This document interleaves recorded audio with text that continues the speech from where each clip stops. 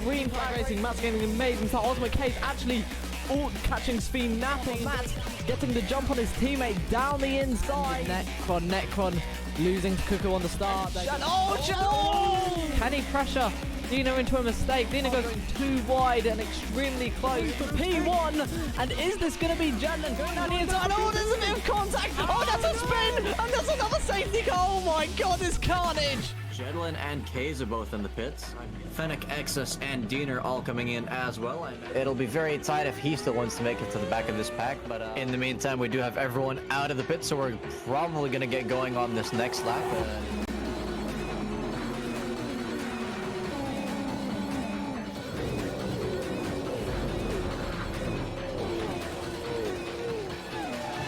We are, in fact, restarting now, regardless of that incident. Okay, he's looking for that undercut. Does he get it? It looks like he might do that side by side and very close together. Cuckoo looking for that inside line on Jedlin ahead. Going into 130R, but they're going to be wanting to go fully defensive into the chicane of Casio Triangle. He's going to end up finishing in P1, crossing the line. Greenlink's going to cross the line. It's going to be Ultimate K's across the line. Gillish comes across the line to win his second MSR title.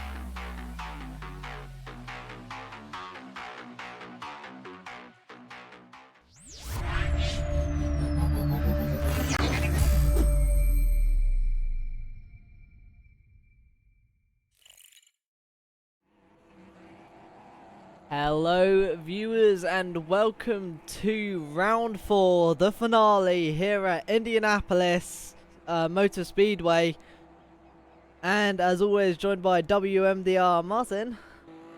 Greetings.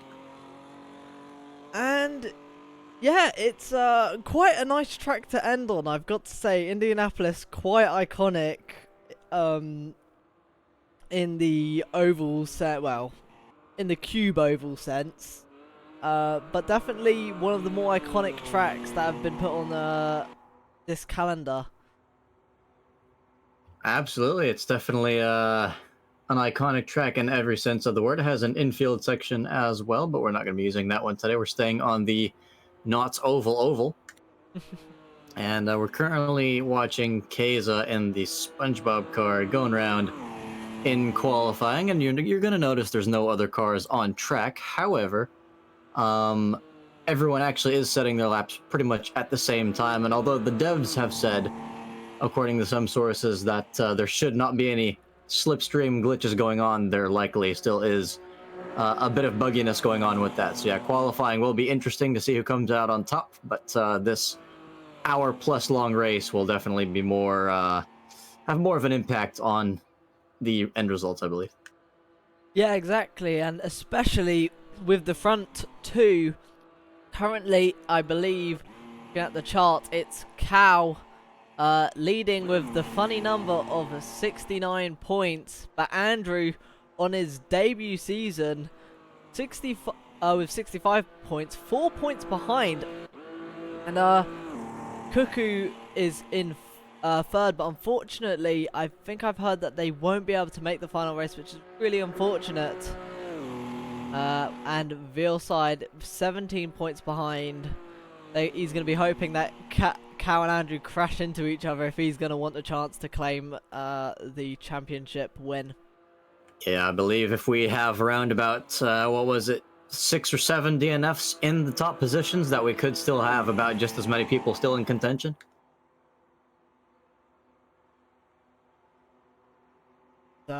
People already saying Veilside for pole.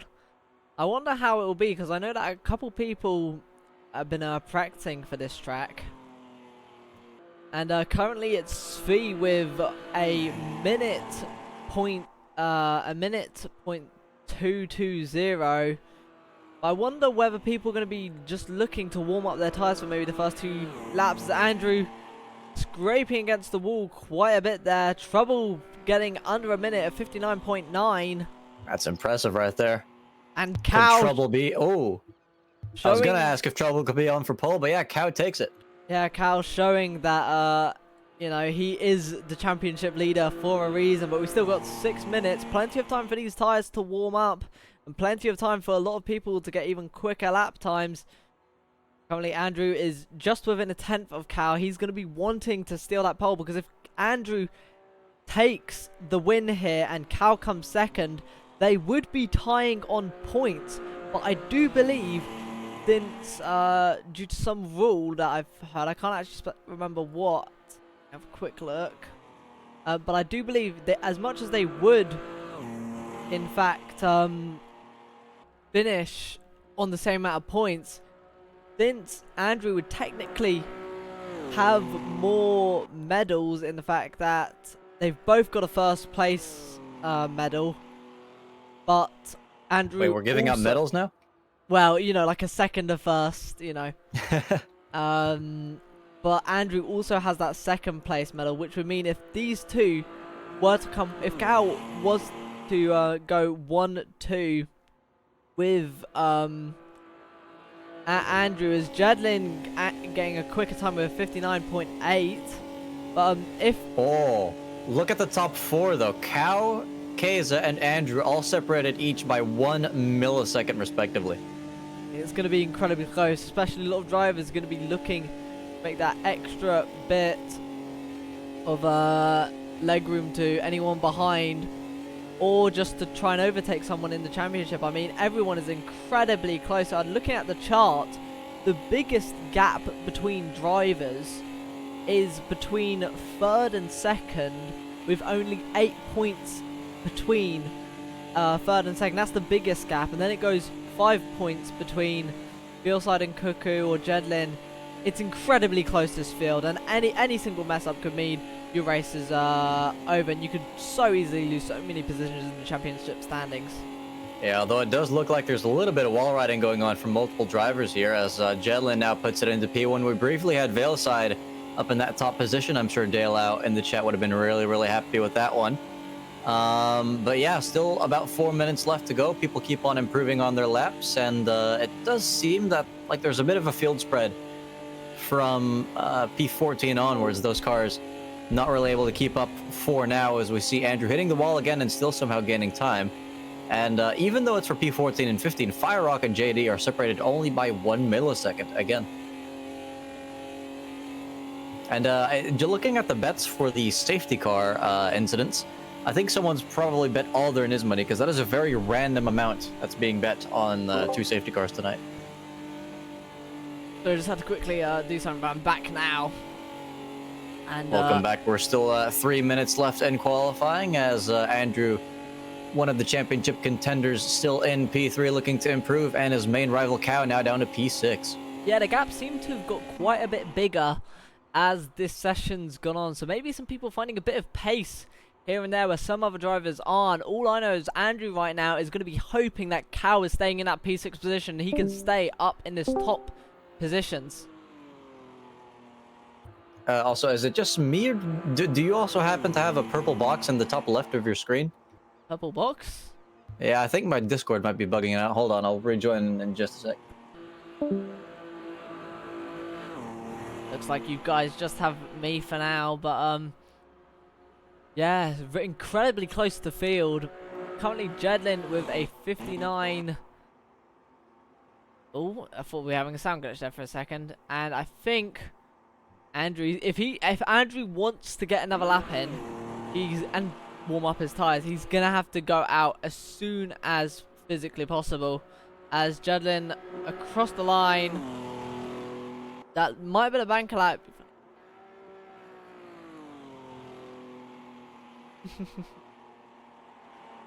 yeah. Dale Owl, that would be quite funny actually. Yeah, because you're I think, yeah, you got unfortunately a D-class penalty for like a quali ban. That is very unfortunate. But yeah. Hello, Martin. Can you hear me? Yeah, I can hear you. That didn't solve the issue though. I still had that weird purple box on my screen for some reason. I think it might be game related though, because it didn't go away when I shut down Discord. Oh, okay. What, like Automobilista related or? Yeah, I mean, I can try rejoining that real quick, but yeah, I don't recall installing a big purple box DLC. And I've not got my Discord overlay as well, which is why I thought it might have been Discord. Okay. as Eddie putting it into second, Vealside in third, Ultimate Case still in fourth, and Andrew has been demoted all the way down to fifth. And yeah, incredibly close, and with only 50 seconds left, I think Jedlin, he's put it on pole, but it's 45 seconds left on the clock. He's not going to be doing another quali time, as well as Fennec now boxing as well. Or a bit of movement in the pack. I don't know who's moved up or down. But yeah, we're going to be seeing people hopping onto their final laps.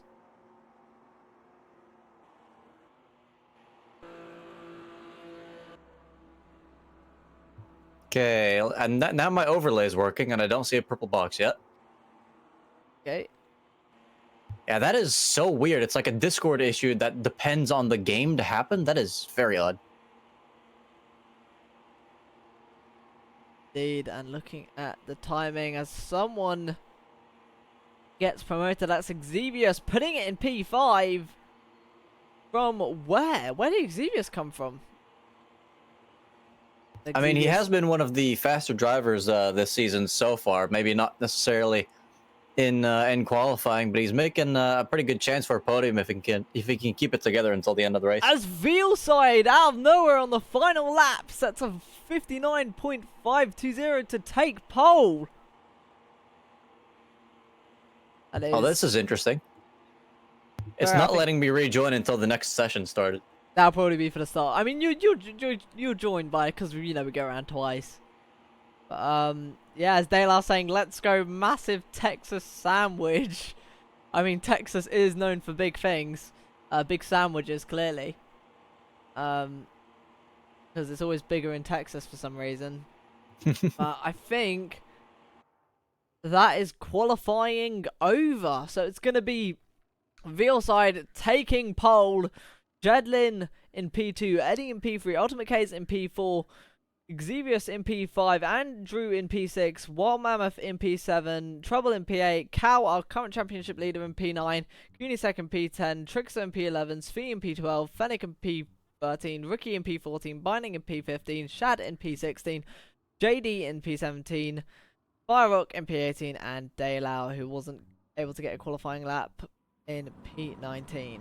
Which I believe is due to a penalty for an incident in the previous race. And it is interesting, the two championship contenders pretty much in the vortex today, so lots of things at risk there for them.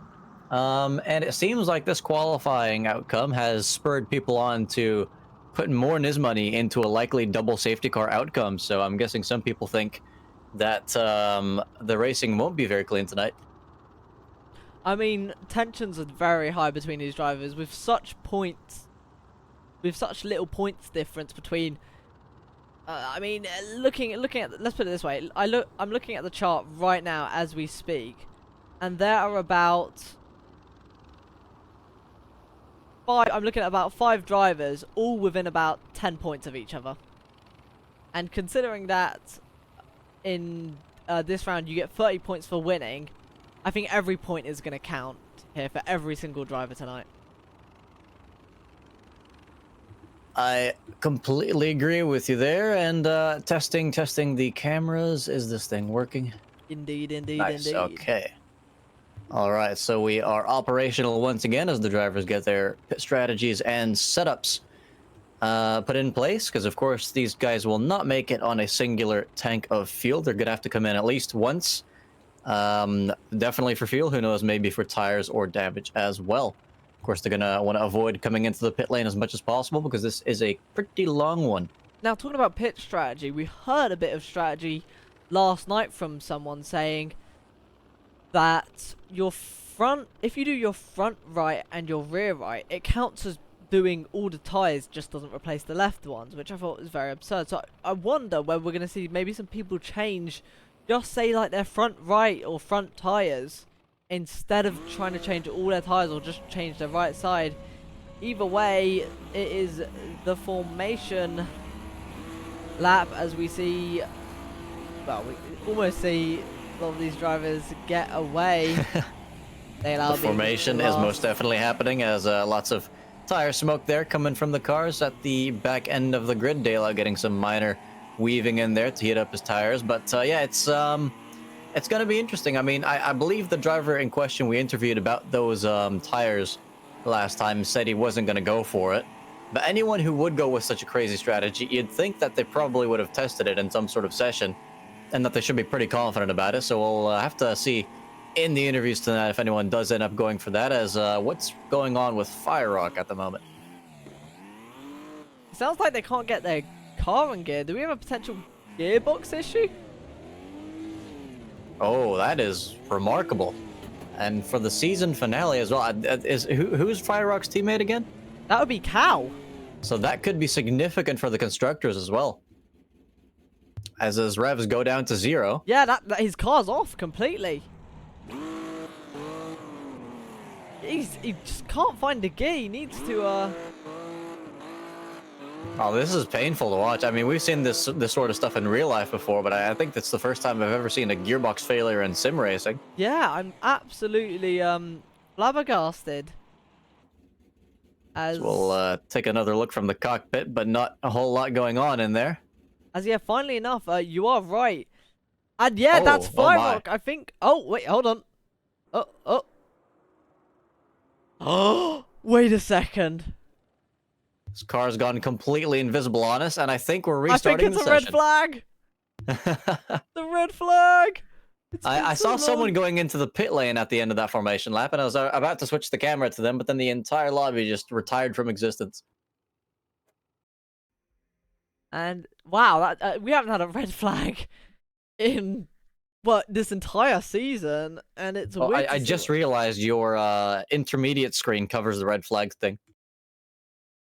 What my pictures. Yeah, the pictures cover the red flag. Oh, I don't like spoiling the pictures, you know.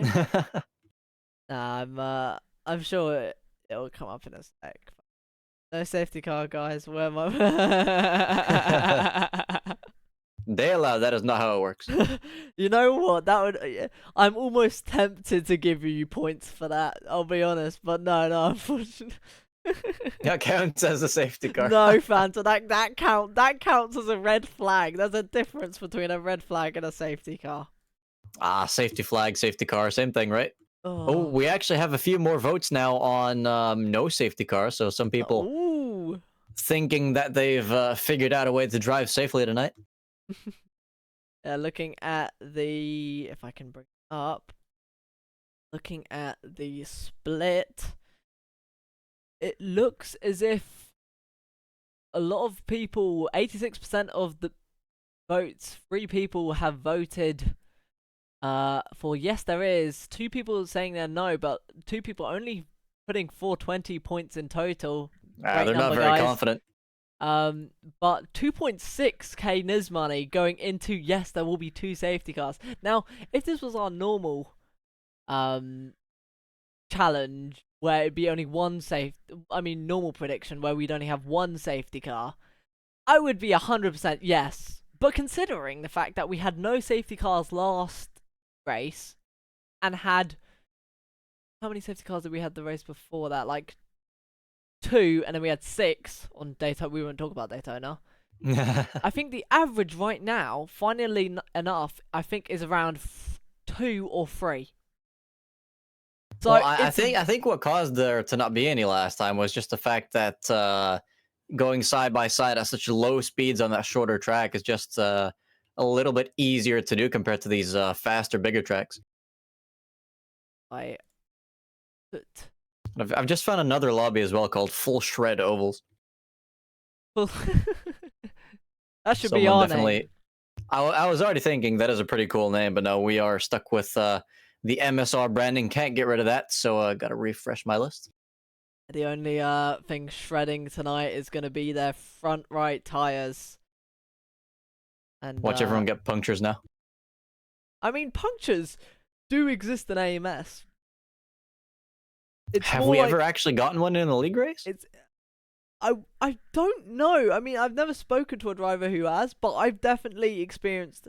It feels more like a glitch when it happens, because it's only happened to me like twice where my pressures have gone to just 0. And I'm guessing that means it's deflated as Dale hydrates me, saying, "Prepare yourself for a long, exciting race." And exciting, I'm hoping it is. And long, well, that's just gonna be a fact.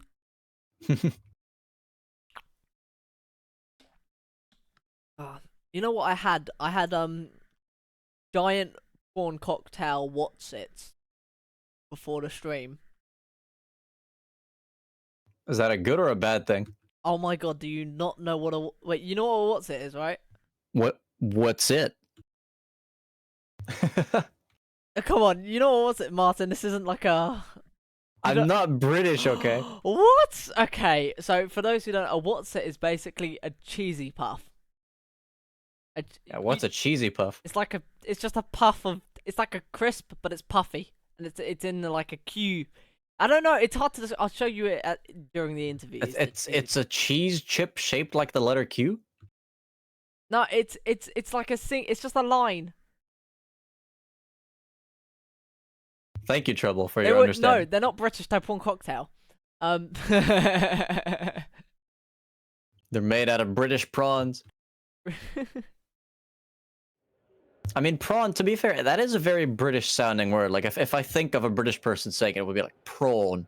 And it just sounds right. Cocktail. Well, I definitely say prawns are more American, though. 100%. You know, I don't know. Think about, I mean, I can say this now. The last password was, what was it? Oh no, I'm thinking of shrimp. But prawns and shrimp are they're so similar. I'm gonna regret saying that now, aren't I? The shrimp community is gonna be enraged. But no, yeah, red flag still ongoing. People getting ready for the next few formation laps, getting their setups and pit strategies in order once again. See, now I wonder, as much as this isn't the actual starting order, I wonder if we could be looking at the finishing order instead. Sorry, say that again? I wonder, as much as this has moved around a bit, I wonder if instead we might actually be having a look at the finishing order on our top left. That would be quite something if that all came into place. Absolutely, and I think, wait, did we have 19 drivers last time, or was it 20 in the previous session? We had 19. Alright, so we have everyone here this time. Hopefully, Fire Rock here will be able to get in gear this time, because that has got to be one of the strangest failures I've ever seen. And I gotta wonder what else went wrong in that in the formation lap there, because I don't think they'd typically restart the whole session for one driver, would they? I mean, possibly they could have restarted. I've definitely seen it before where one driver has fallen out, not fallen out. Wait, what? As the formation lap begins, we're gonna keep our eyes on Fire Rock for the time being. Bell side moving out. Yeah, so we're gonna actually have to get the people in their correct positions, as qualifying was skipped for this lobby. See if I can get a better camera. That's a better camera. As everyone You moving. insulting my camera angles. No, I'm just improving them. Hope for JD and Ricky, says Feel Well Fanta, but I think Bellside Andrew Binding. Is that a prediction for top 3 finishes? I mean, if that is true, what if Feel Well Fanta prediction is Bellside first, Andrew second, and Binding third. Did you just see that? See what? I looked off my screen for a second. That was the Patrick car, driven by Fennec, running into the back of Fire Rock. I mean, of course, Fennec is kind of infamous this season for being the guy that lags all over the place, but his car doesn't seem to be jumping around too much, so maybe that was a little bit of desync. I don't see any visible damage on the car, but that was a hefty whack. Oh, just as you say that, I've seen a bit of lag there. Fire Rock in position now, definitely going a lot faster than he was last time, so it looks like he'll be able to bring that burger car to the finish, provided nothing goes wrong tonight. They allow behind him, who's going to be starting at the back due to a penalty. As Matt saying that the clutch burned out. Oh no! So that wasn't even like a AMS2 glitch. That was an actual him maybe dumping the clutch a bit too hard. See, that's why people should just race with controllers, you know. I must admit, I've dumped the clutch a bit too hard sometimes on a controller. Because, I mean, you can't not dump it hard on a controller when you have a clutch. I mean, you could just use auto gears and be done with it. Well, you know what? Some of us... But yeah, speaking of controllers though, Eddie in P3, phenomenal qualifying from him, but we'll just have to wait and see if he can bring it home because he's not had the best of seasons. Of course, ovals being quite tough on a controller. Yeah, Eddie... Yeah, as you said, doing a great job as sub-driver. And, Oh, and he's filling in for Ellie tonight, actually. Was not expecting him to see him in the pink car. Well, Eddie doing a great job. Hopefully going to bring some points in for the team. And looking at the team standings while we have the time, of course. I can get it up. Second formation lap still underway. They're about to head into turn 2. Of course, these are not racing speeds unless you are playing 50cc on Mario Kart, in which case, have fun, but this is not for you. So, funny enough, it's... Alright.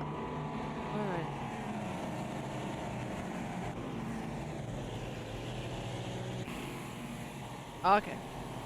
So the closest when it comes to in the team standings is between second down to fourth. There is only a 4-point difference in the constructor standings.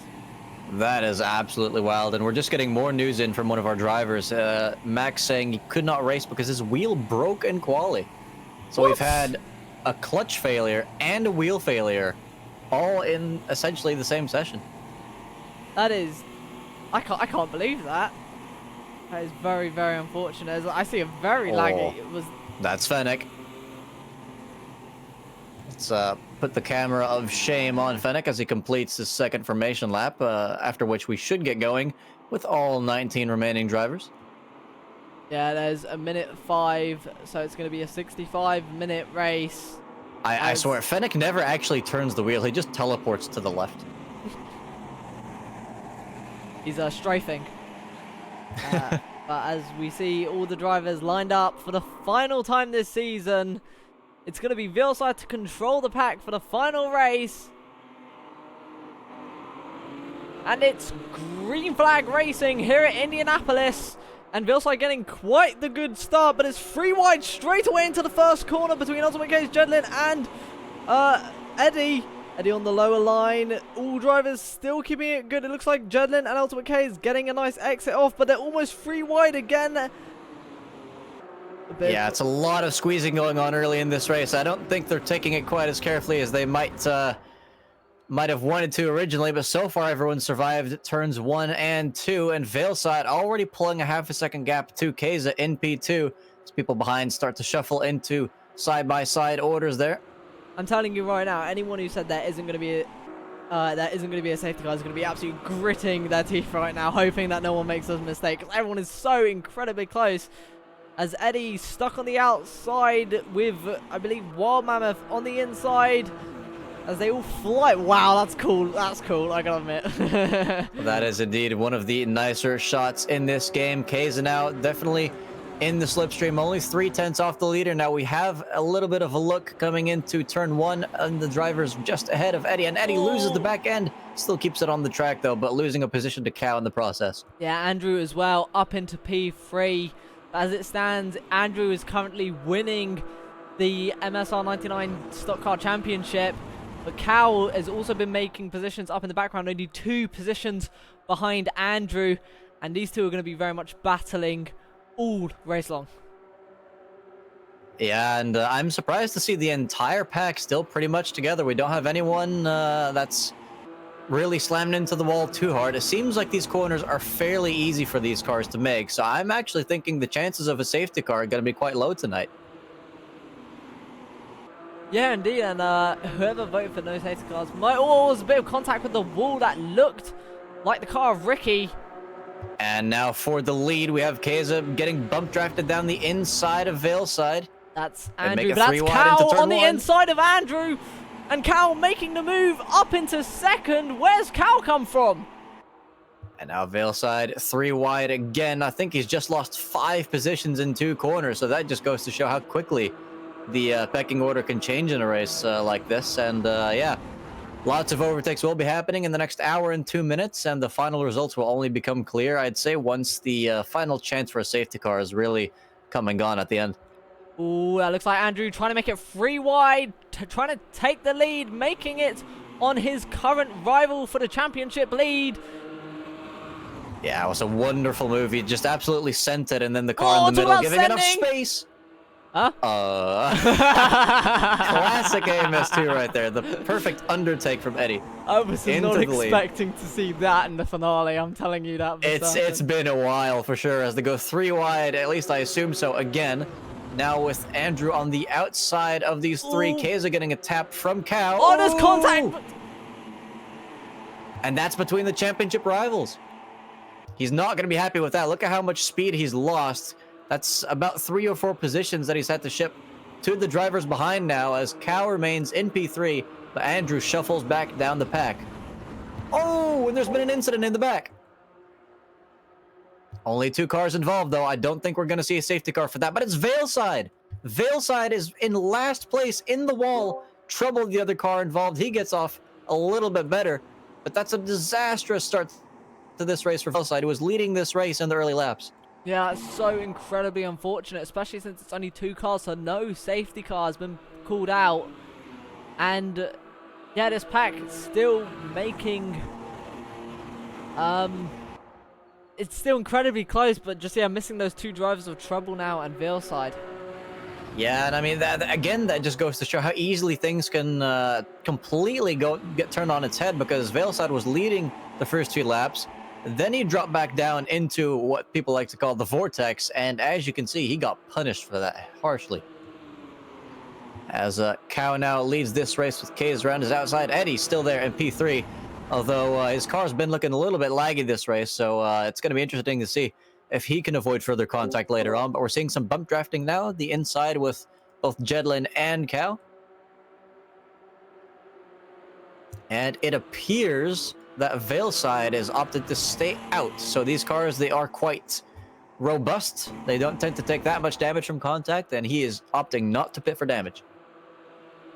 Sorry, I was just a bit quiet there for a second. I was enjoying a muffin while watching this, because this is absolutely insane how close everyone is together. Nismo, you've just reminded you remember that flat muffin I showed you before, right? I know of the flat muffin. Well, I went back to the student restaurant about a month ago, right? And I got myself another muffin there, and it's still from the same brand, but they've downsized the muffins. You get less muffin now. Less muffin, more flatness. Pretty much. It's kind of sad, but yeah. In the meantime, Cal still leading this race with Jedlin behind. Keza now being the driver to lose about 5 positions as he continues to lead pack around the outside, which turns into the middle as they go 3 wide into the corner. Yeah, that could end in disaster. It looks like Keza's back down though, but there's contact. That's Ricky into the wall with another driver. Oh, and that's even more contact. Oh, straight head-on collision between what I can only presume is... I have no idea who that is. Is that... Well, that was trouble slamming into JD, but that has to be a safety car. Surely.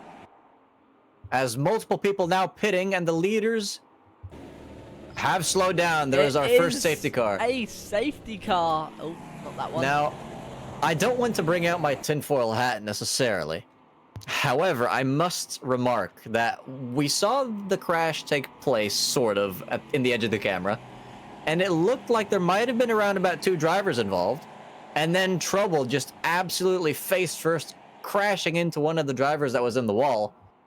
You'd almost think that was deliberate to be a 3rd car to cause a safety car. That is quite the tinfoil hat on your head, I must admit. And now his teammate's leading the race. Is that a coincidence? You know what? That's quite some speculation you've got. But something that I think has happened is a lot of some of the front drivers, Cal, for instance, has pitted which is a very, very interesting strategy. I definitely know that Cal was leading this race, and now decides to pit from the lead, has to now come pretty much almost from the back of the grid to try get into that first place again. I mean, how long can these cars go without refueling? Because we've done about, what, 10 to 15 minutes of the race so far?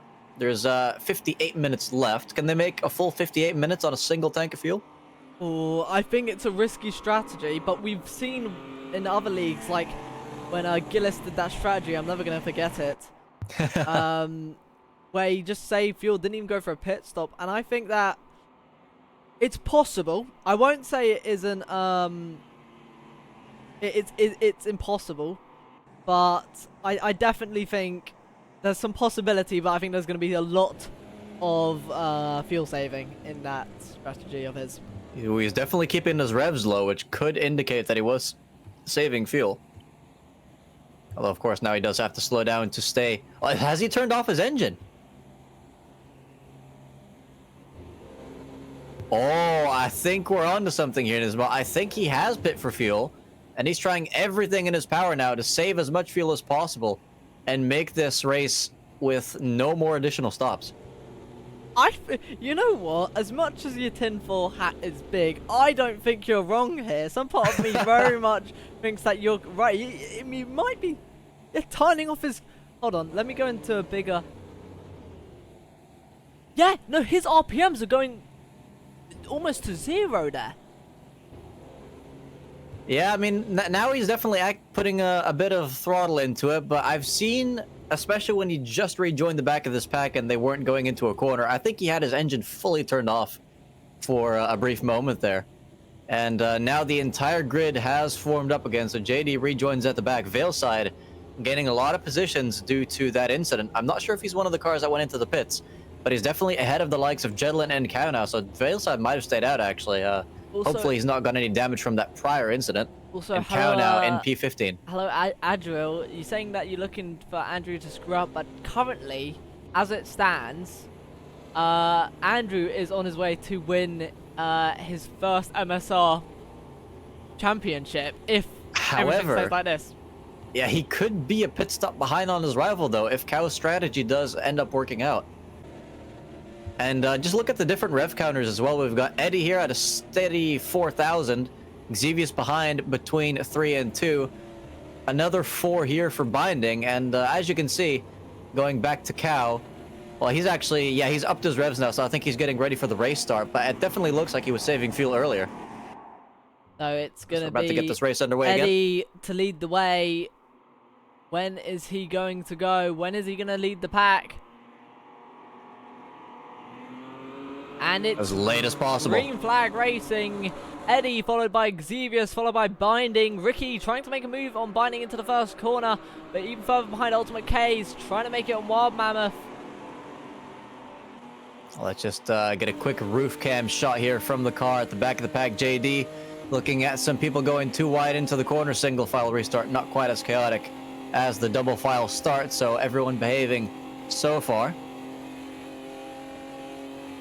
I think most people have fixed their damage by now, so everyone's back into the same boat. Unless... Might want to zoom in slightly on the roof cam, by the way, because you can't really see much on the stream. Nice. Yeah, this is movie level cameras right now, as Eddie still maintains the lead with Binding in P2. Trouble here. Looking down the inside of Svi, currently P17. Svi getting quite close to the wall and pretty much boxed in between Daylau and Trouble, as now JD makes it 3 wide on the main straight. Yeah, this is the battle for the wooden spoon here. As JD visibly loses the back of the car. Oh my god, crash. there's a crash in the...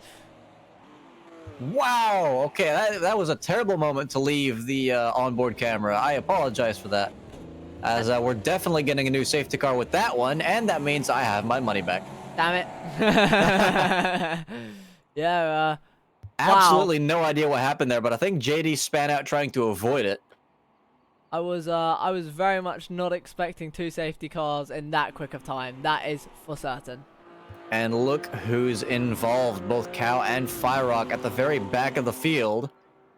And parts just flying absolutely everywhere. That's gonna be interesting. I hope that doesn't land on the track and give anyone else damage. But if people saw others come in for a fuel stop under the previous safety car and they think that idea has merit, if they go for that now, it's less risky than the people who went for it before. So I wonder if we're going to see more people coming into the pits for a potential fuel stop. As there's now just 52 minutes left in this race, and if things keep on going like this, if we have more safety cars, that it's just more and more saved fuel for the drivers going on this risky strategy.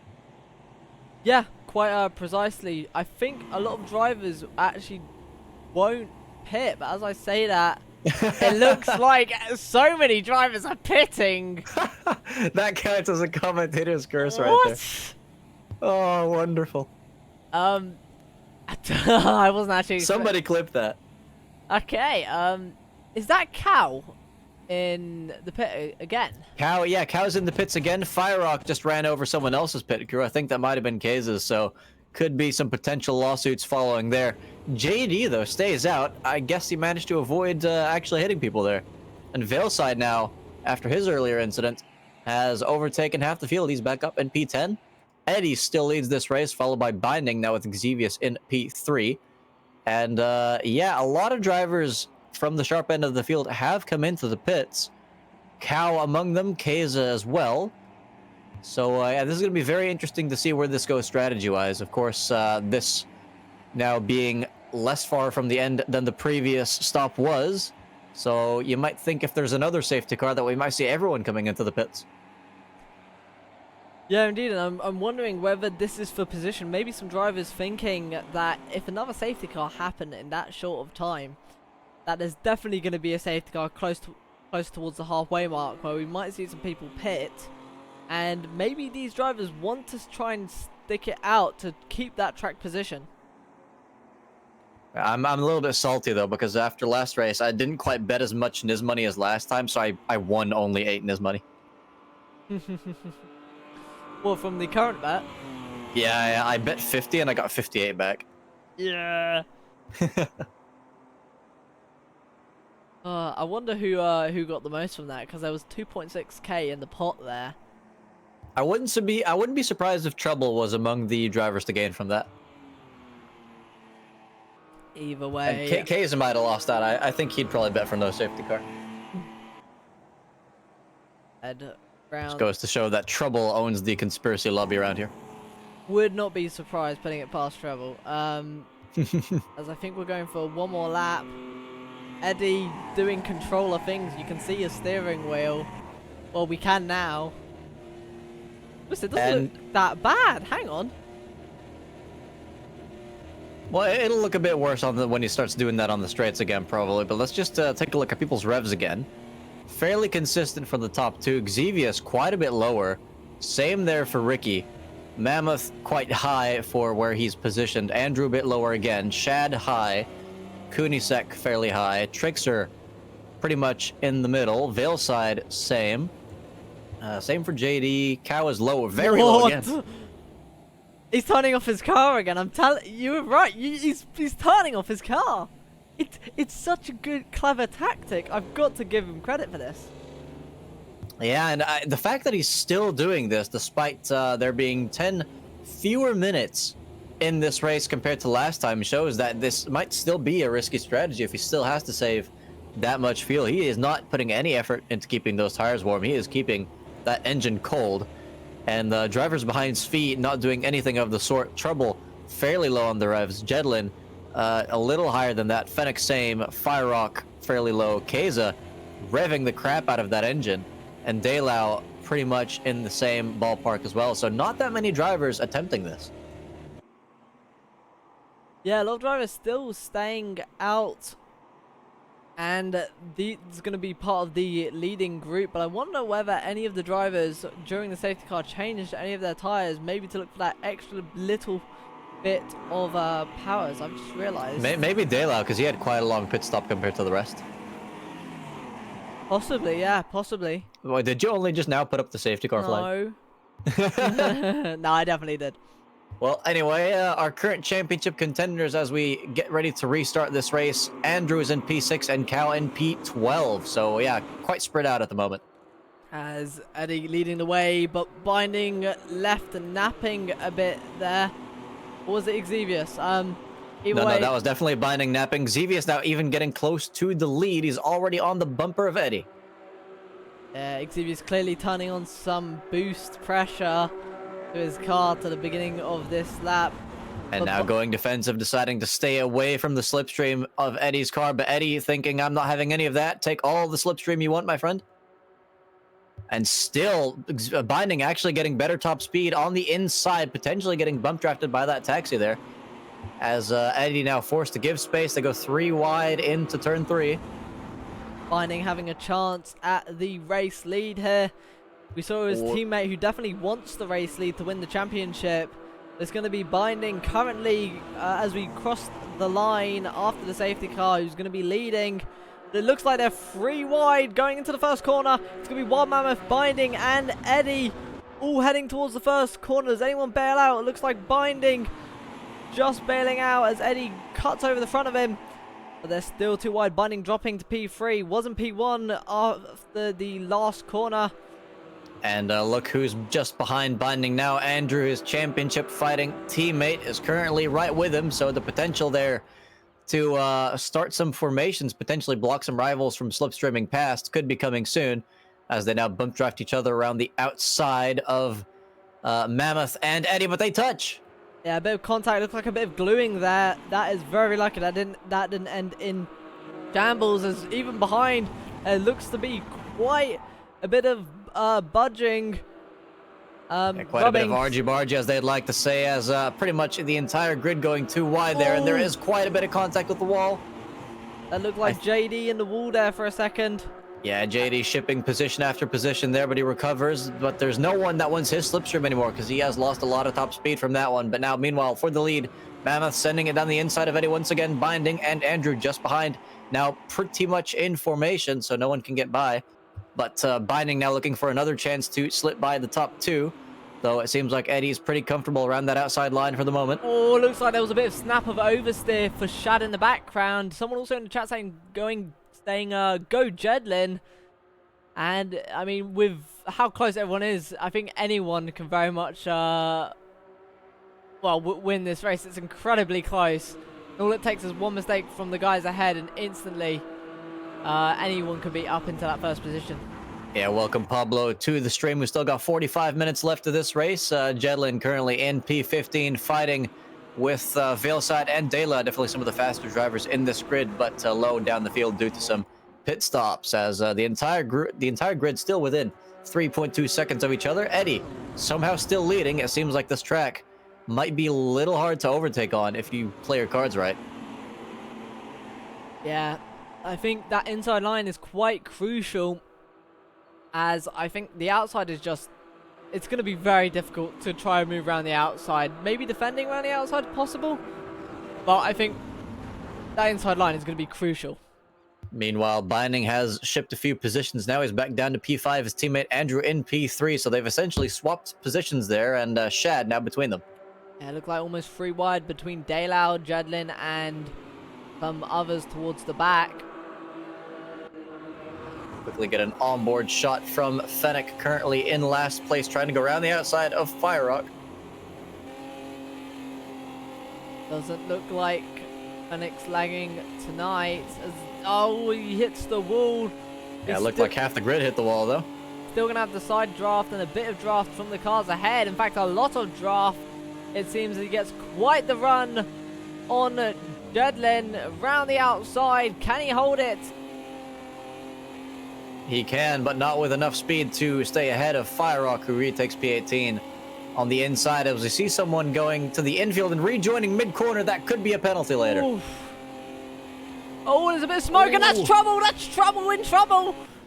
Yeah, I think Trouble had a massive crunch there. Fire Rock, I think, avoiding for the most part, but he's lost a lot of speed. That could be disastrous for his race if there's no more safety cars. And Trouble, that car is not looking very good. I wonder what happened there, as that is quite an abnormal spin. Oh! And wow, that was a perfect view of the hood flying off. Yeah. And there's another car on the wall. Who's It's that? Shad. Shad is in last place now. He's also been spun round.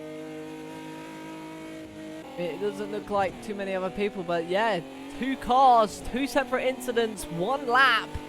And no safety car. Andrew, more crucially, into first. Where is his rival Cow? Cow's already up to P4, so while we've been watching all these incidents taking place, he has managed to scythe his way through the entire field into the top 4 now. Binding going to be doing everything in his power to keep this man behind his teammate, as we have our first DNF of the night. And it's not Trouble or Shad, so I think we just lost someone from the midfield. Yeah, Bunning's going to have to try and do everything he can. As much as he's getting overtaken right now, he's going to have to try and recreate something in the way of 2021 Abu Dhabi Sergio Perez. Not the modern Sergio Perez, because he just ended up pinning it in the wall. But yeah, he's going to be having to try and just defend from Cow, or try to now be on the attack. But Eddie back into first place, and that looks like Cow's trying to make a move. It's 3 wide going into the first corner. Cow on the inside, Andrew in the middle, Eddie on the outside. There's been contact. Oh, I always forget those two. Eddie going for the overtake of the century for the lead of this race. As the 2 championship contenders are next to the side of his car and right behind him, now both behind him. It is so confusing to watch Eddie fight tonight because that car is not obeying any known laws of physics. Yeah, I completely it's interesting. It's interesting. Also, welcome car lover. You've been missing some interesting physics shenanigans here, as you might see some more happening if Eddie continues to fight that closely with the top drivers, as Andrew now takes the lead, his championship rival right behind him in P2. But Eddie, though, not giving up around the outside in that controller car. You can definitely see his driver working the wheel from the trackside cameras. Yeah, and it looks like it's definitely 3, but it's almost 4, almost make it 5. What? Yeah, this is that formation that birds fly in. This is, yeah, I mean, talk about, that is incredibly close between all those drivers, and everyone makes it out unscathed. But Cal now has a completely I'm trying to think of words here. It's very hard to when so much is going on. But and one interesting thing is Andrew's actually managed to pull a 7/10 gap to Cow in P2. So unless they start bump drafting each other, they could end up letting Andrew get away like he did last race, but that's going to be a lot more difficult on a fast speed track like this. Something I've also noticed, a lot of people starting to lift off already, going into these corners, or take it a bit less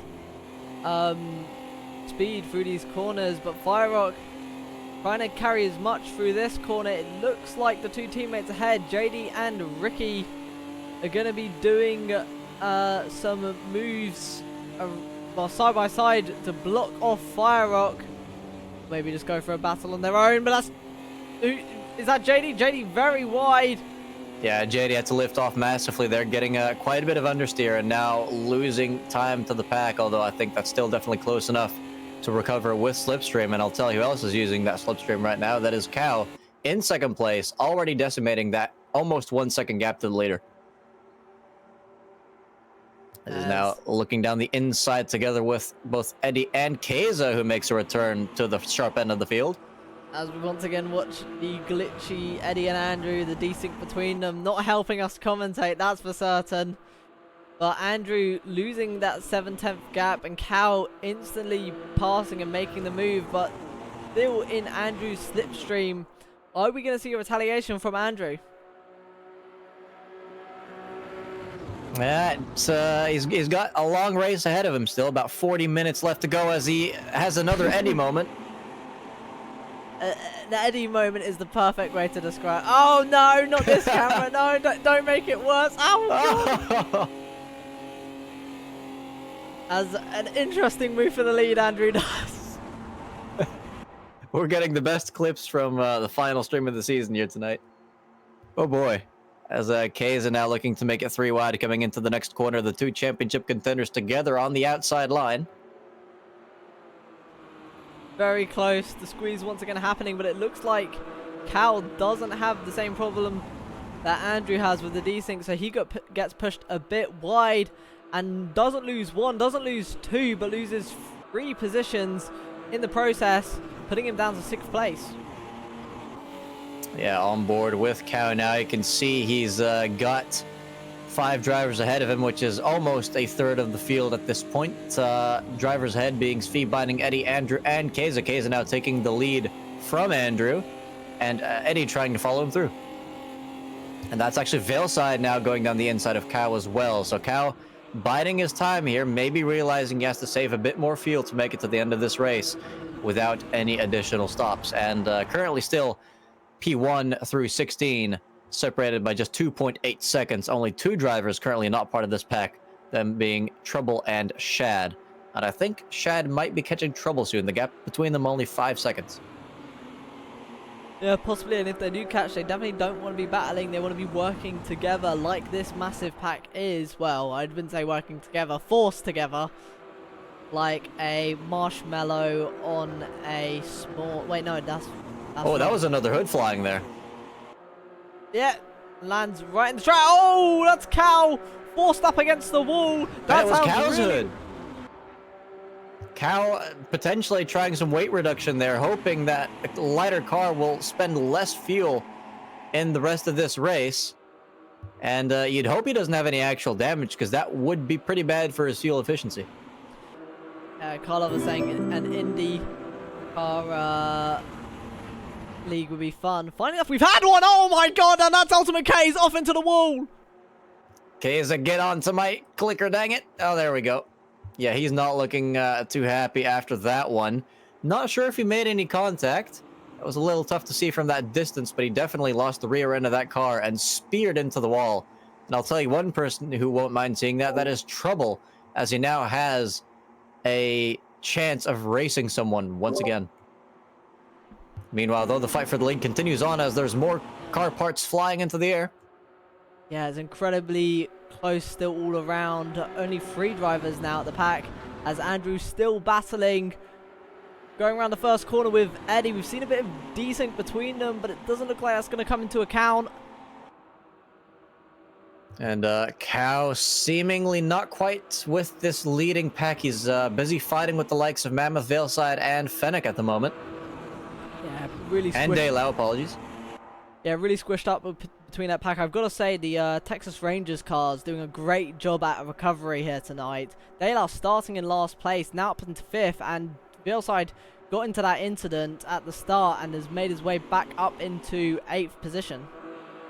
And I can tell you one thing right here. If I was Andrew Binding or Svi, I would be going Code Brown for most of this race, because Eddie's car is incredibly unpredictable with that desync, as is Fennec's. At least it was during qualifying. I don't think we've seen too many lag-related incidents around Fennec this race, but it could still happen in these final 35 minutes of the race as they go 2x2 now into turn 1. Andrew leading, but Eddie now taking the inside line. Wild Mammoth on the outside there. I'm surprised that Binding and Andrew aren't properly working together, the 2 teammates. As Keza enters the pits, clearly having enough of driving around with that damage, and well, that'll surely be his final stop of the race, because he'd be refueling at this point for sure as well. I mean, if it wasn't for those 2 safety cars at the start, I think this would be where the pit window is definitely open, as we see almost 3 wide. In fact, yes, 3 wide up ahead.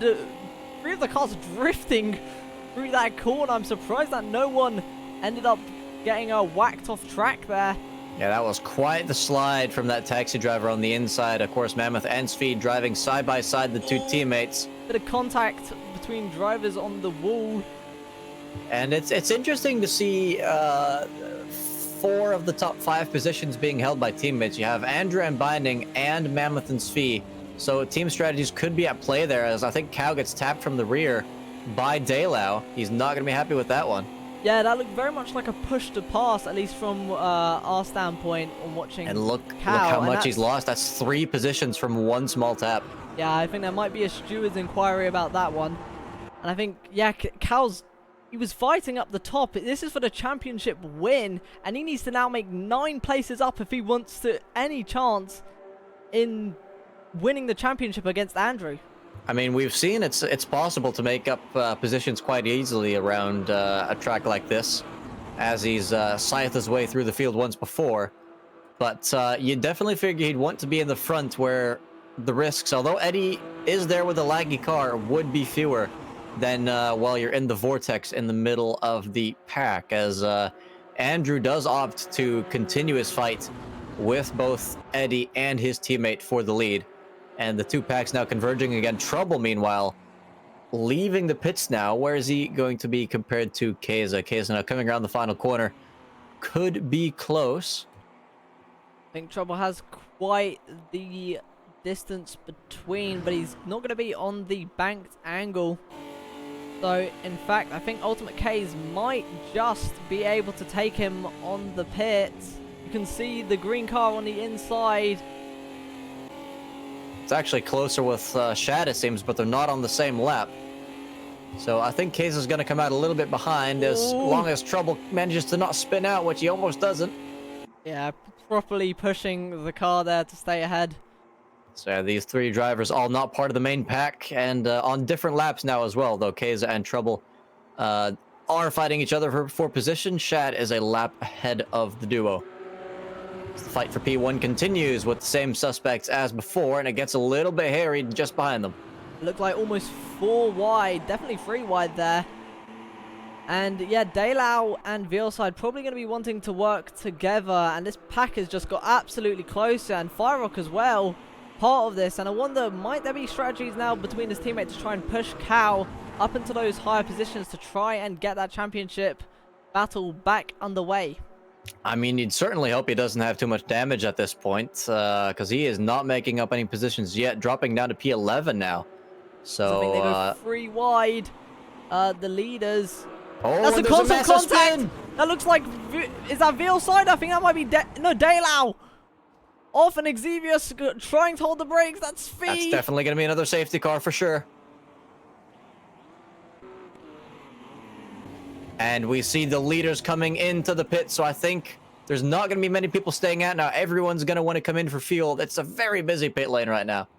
Yeah, I mean, this is the time to pit, and I think where Ultimate K's had his crash, he's not going to be too happy that he had that before the safety car now, but I think he's going to be kind of happy that he's back in the running.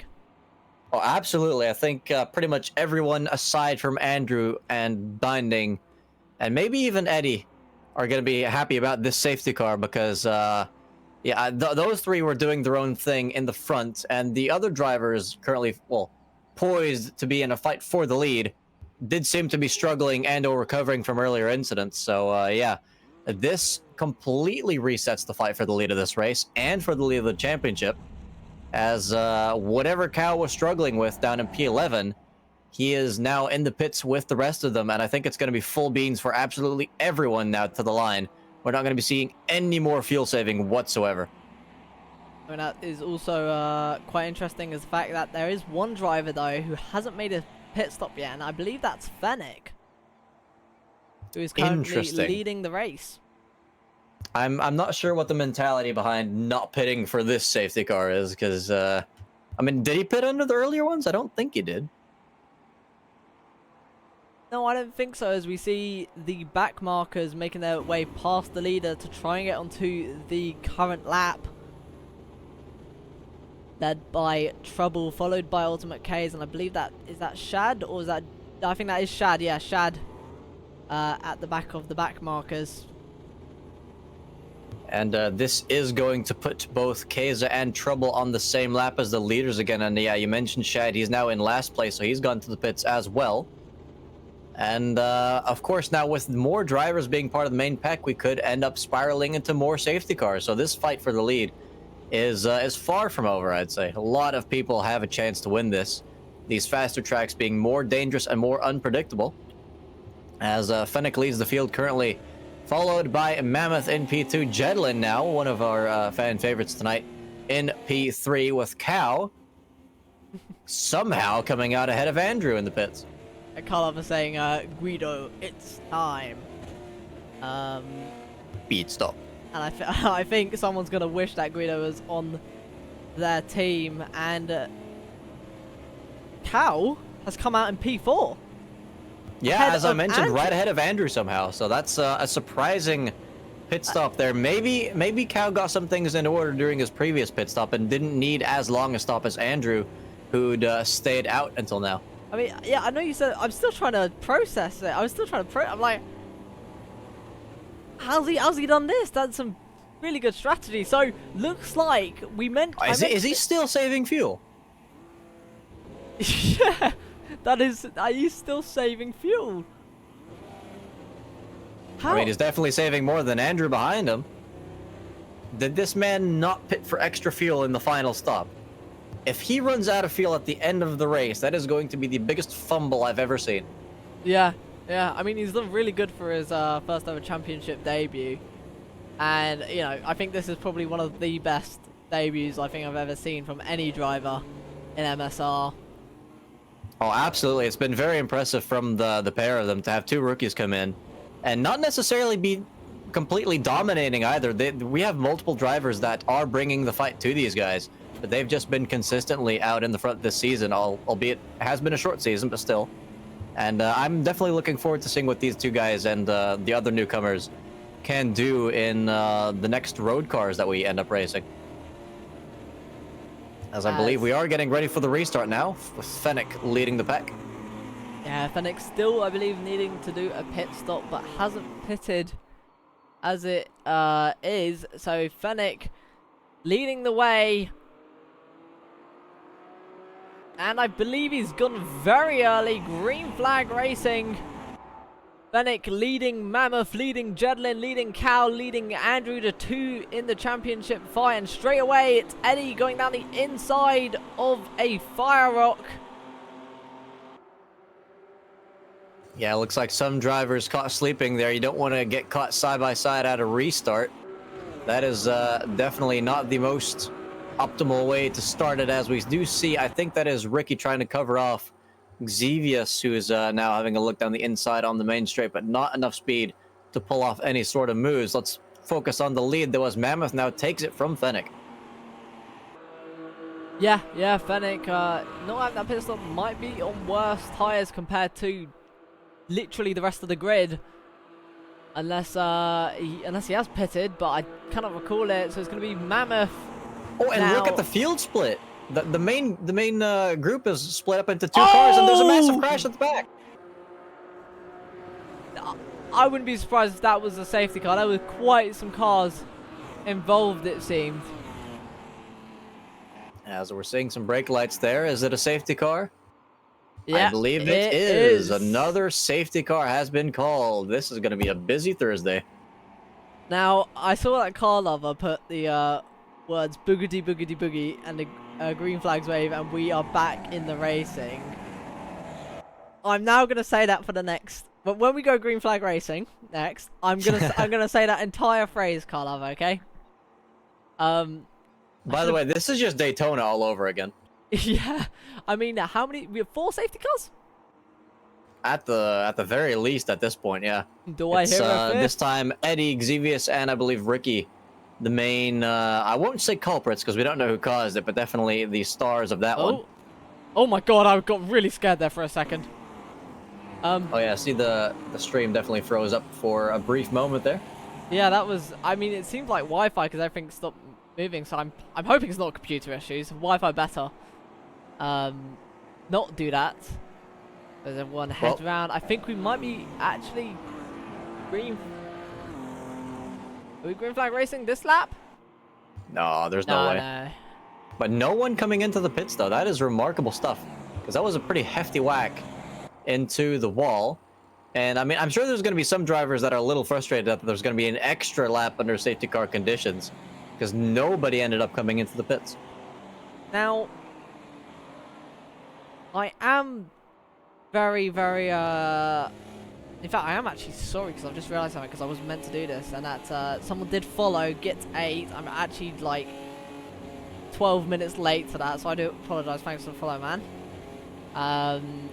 But I am very, very curious now. Fennec's had multiple times to pit underneath safety car, and is still staying out. Is he seeing something that we haven't?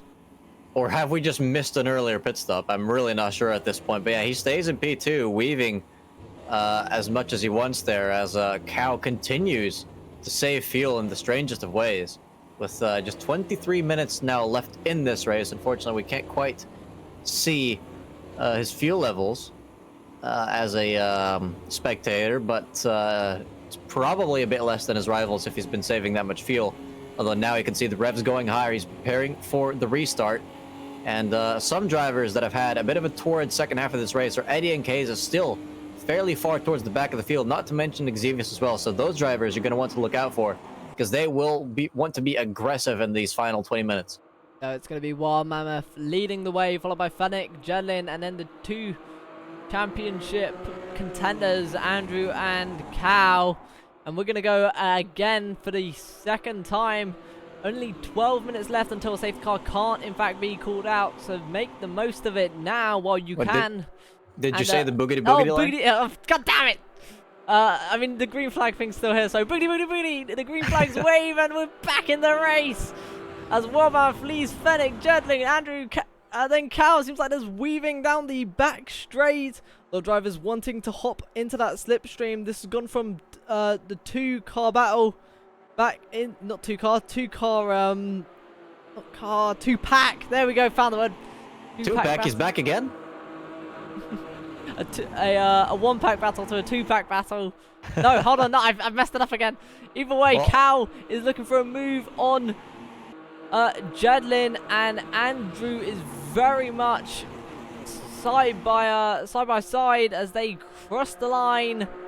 Nismo, my friend, I think you should take a drink. In the meantime, both Andrew and Cal were in 4 and 5 just now, so they have basically restarted their fight from about a safety car ago. But there's a tap from Kudisek on the inside, almost killing Cal's chances at the championship there.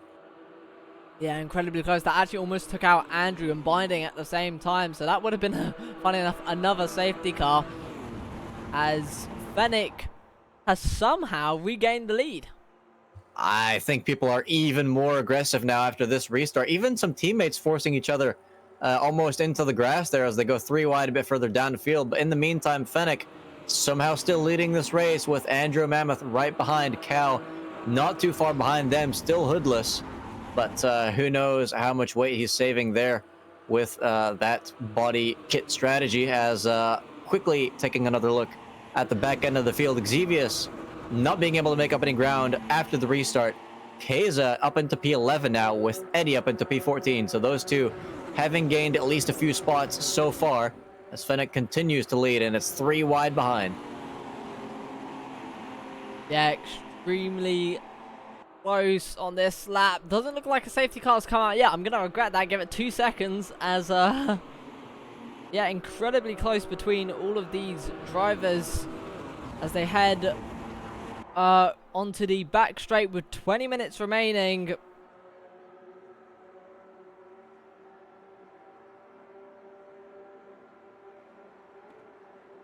And into the third corner, going 2 wide with Veal side goes Kunisek.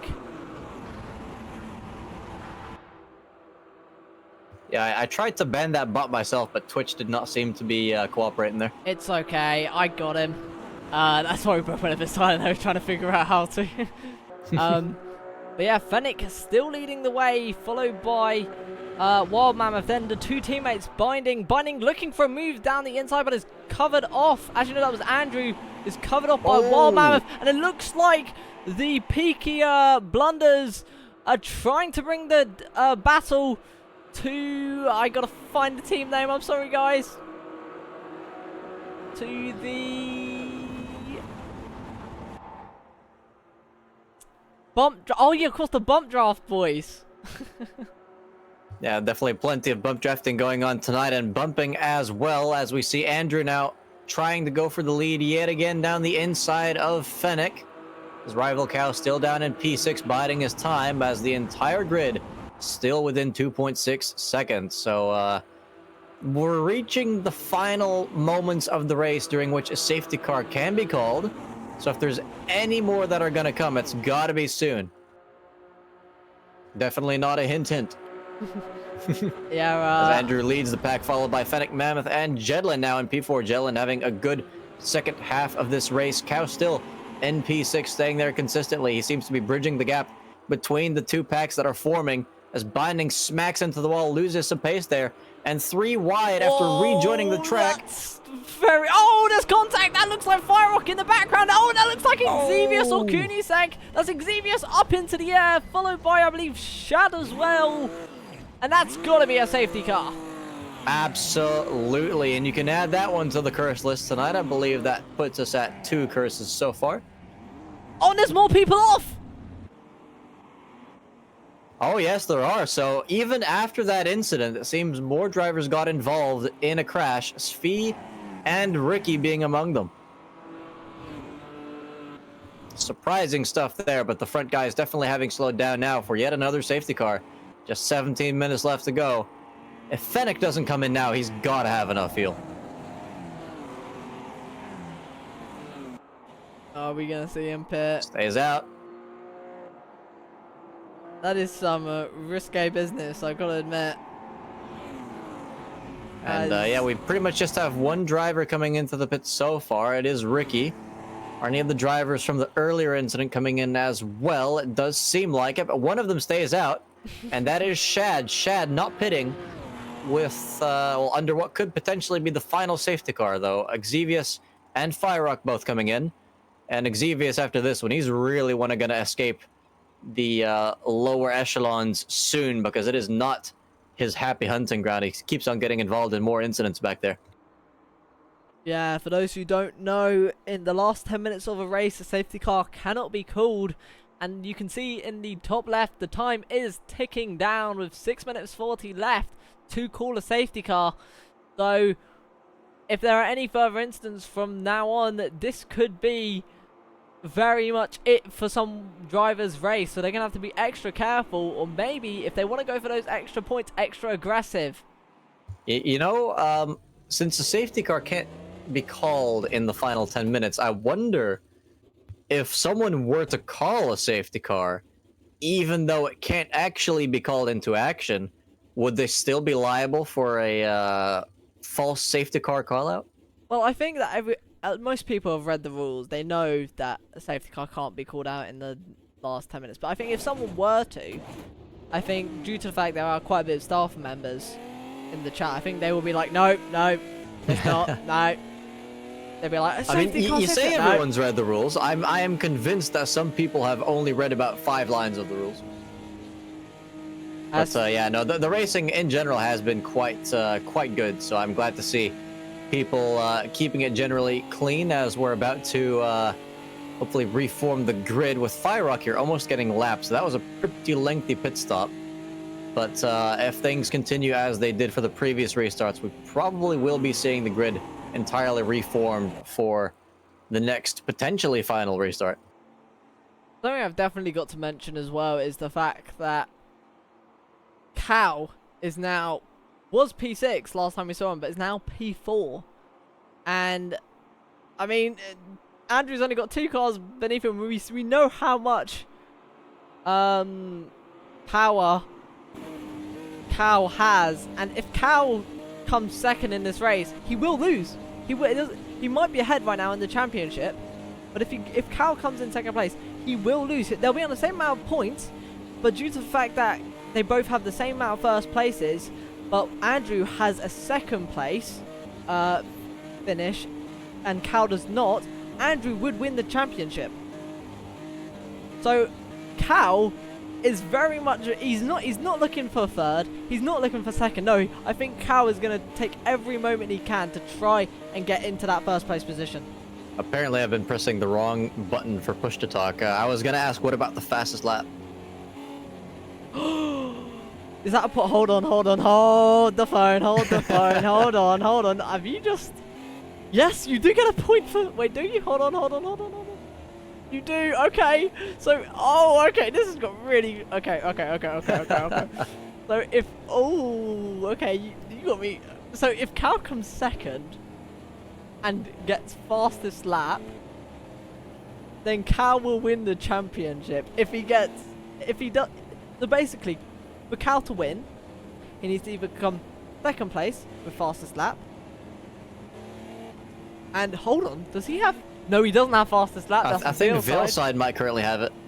And Dale very close. Oh, no, Svi has it, but he also has a 10-second time penalty. Ooh, that's probably from some pit lane infringements. Yeah, so Svi somehow getting the fastest lap. That's, well, I won't say significantly faster than the next fastest lap, because Kay's fastest is only 1/10 behind. But the leader's fastest laps are almost a second down on that, so you can tell you need a lot of slipstream to get a fastest lap around here. Yeah, As you can definitely tell, Cow is not saving any fuel anymore. Whatever strategy he was on earlier, it's out the window. He's gonna be pushing like hell to get by these other 4 drivers. So as 3 we drivers. start for what I believe is the 6th time, 6th? I've lost count at this point. I just know we have 2 commentators' curses. It's gonna be Andrew to lead the pack, and he's gonna be wanting to stay there for literally the rest of this race if he wants to win the championship. There's gonna be Andrew, and boogity boogity boogity, it's green flag racing. Something, sorry, I forgot what the rest of it is. You fumbled it twice, Nismo. In the meantime, though, it's interesting for Andrew because he's been the stronger driver so far this race, at least according to what we've seen, as Cow has a bit of a tap on the inside of Jedlin there. And he's got his teammate Binding in P5 ready to assist if anything would be necessary, as Binding now making contact with Jedlin. And Cow's teammate is currently in last place, so Cow is on his own as he sends it up the inside of Mammoth. The 2 championship contenders now in 1st and 2nd place. Yeah, this is the battle. This is how we want it to. Oh, Jesus! I was Don't not finish that sentence, Nismo. This is not how we want it to end. I don't want it to end that way, Cal, but this is how I want it to end. It's going to be Andrew in 1st, Cal in 2nd. They're currently joint on points, but it's going to be Andrew currently who's winning the championship by not even a point, by just due to the fact that he's won and came 2nd in place and more. But it looks like almost 3 wide, 2 wide behind this battle. And this is going to go to the wire. Absolutely amazing racing. Yeah, it's all people risking everything they can right now. Only 1 minute left for any other potential safety cars, as some more wall banging happening there in the back. I think Firerock has a bit of a loose rear end there. And Andrew somehow pulling away from Cow, who has to go defensive for both Mammoth and Jedlin. How on earth is he managing to pull these gaps? But this is exactly what Andrew wants. This is absolutely just. Now, what does that man put in his car? He is a full second ahead of P2 now, as Jedlin now takes that spot from Cow. He's got 10.5 minutes left to try and regain the lead, but if they manage to lose Andrew's slipstream, which it seems like they are, it's 1.4 separating the top 2 now. That could change the entire course of this race. And Cow now being shipped down to P7. Oh! He's let half the grid pass him on the inside. What is he doing? This could be his hopes over, but with 10 minutes left, no safety car can now be called, and he's got to go all the way if he wants to make it to the end and beat Andrew in the championship. You can just see Andrew is 2 seconds ahead of the field. What? He's just turned the nitrous button on in his vehicle. Straight up, I have no other explanation for that. He is pulling away like everyone else is just missing an extra gear. I mean, how on earth? He was already fairly quick earlier, never quite able to pull away, and suddenly he is just flying around this track. I mean, it's just 4 corners and some straights. How is he doing this? I genuinely don't know. As Andrew says, man found how to use AC cheats on the AMS2. Pog, yeah, exactly. I mean, as mid Mammoth now on contact. the ooh, lots of drifting there, but they somehow keep it out of the wall, but not out of each other. I'm sorry. As they head round the next, well, the second corner, Oh, and that looks like a sideways crash. car. That's Veilside spinning on top of a lot of cars. Oh, multiple cars. It's a in huge contact. one. It's not 3 cars. It looks like it's 5 involved. But with 10 minutes gone on the clock, there's going to be no safety car being called out. And look who's at the tail end of the field again. It is Veilside. He has not had the best luck historically, and he's definitely feeling bummed after that one, quitting the race with just 8 minutes left on the clock. His teammate Delau, who might have been the one to spin him out, because I had a bit of a view of that one. I'm not entirely sure. But yeah, his teammate staying in the race in what is effectively now P17 last place. A disastrous end to the race for both Delau, Ricky, Svi, and Kunisek. Now all separated from the pack. No more safety cars to bring them back. And Andrew continues to lead this race with a 2.5 second gap to Eddie now. There is no more slipstream connecting the top two. Yeah, going into this race, the Texas Cow's not even in the second group anymore. He's in the third group. Yeah, going into this final race, the Texas Rangers were actually ones try and win the constructors, but I think this will be their constructors over, unfortunately, as yeah, both drivers drop down towards the back. I mean, you have to wonder what's happened to Cow, because we saw a massive crash at the back, but that's not where Cow was. He was at the front, and he has again dropped down to lower positions. And I honestly don't know why, because he's pit fairly close to the end. You'd think he's got everything he might need to push. He was fast in the first half of the race, and now he's just nowhere. The leader still 2.3 ahead of Eddie and Trouble. Might I say, Trouble's recovery this race. He is back in the top 3 after languishing at the back of the field for about half the race. Yeah, I was about to say, I swear I saw him get involved in 2 major incidents and drop to the back. That was, yeah, as you said, massively nice recovery there, as getting pushed by Binding. In fact, Binding making it 3 wide between the 2 teammates. It looks like we have ourselves a Binding sandwich as Eddie cuts underneath Binding on the outside. Could you imagine if Binding makes this a 1-2 finish? He's definitely got a chance, as the 2 other teammates looking to make it a double podium occupy spots 2 and 3 for the time being. 6.5 minutes left in this race.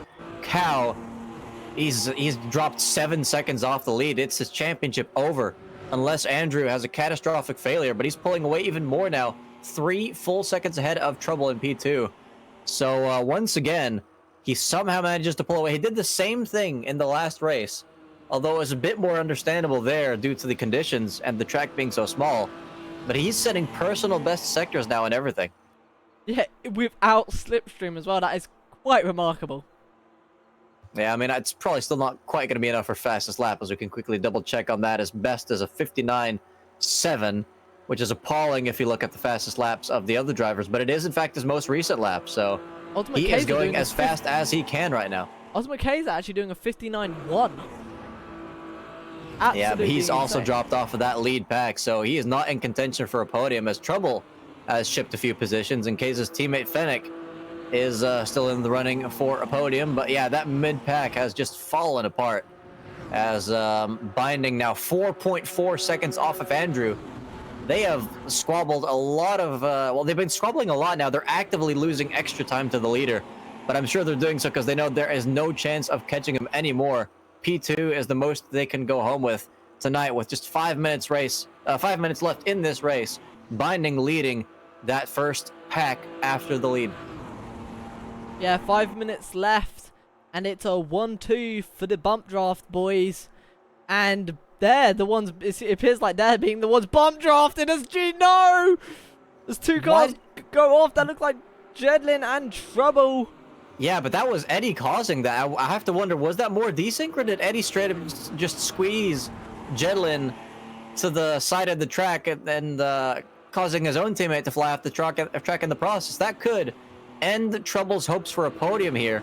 He's still within slipstream, but now he's got Keza and Xevious in the extra slipstream right behind him, so that could have just added 2 more drivers to this podium fight.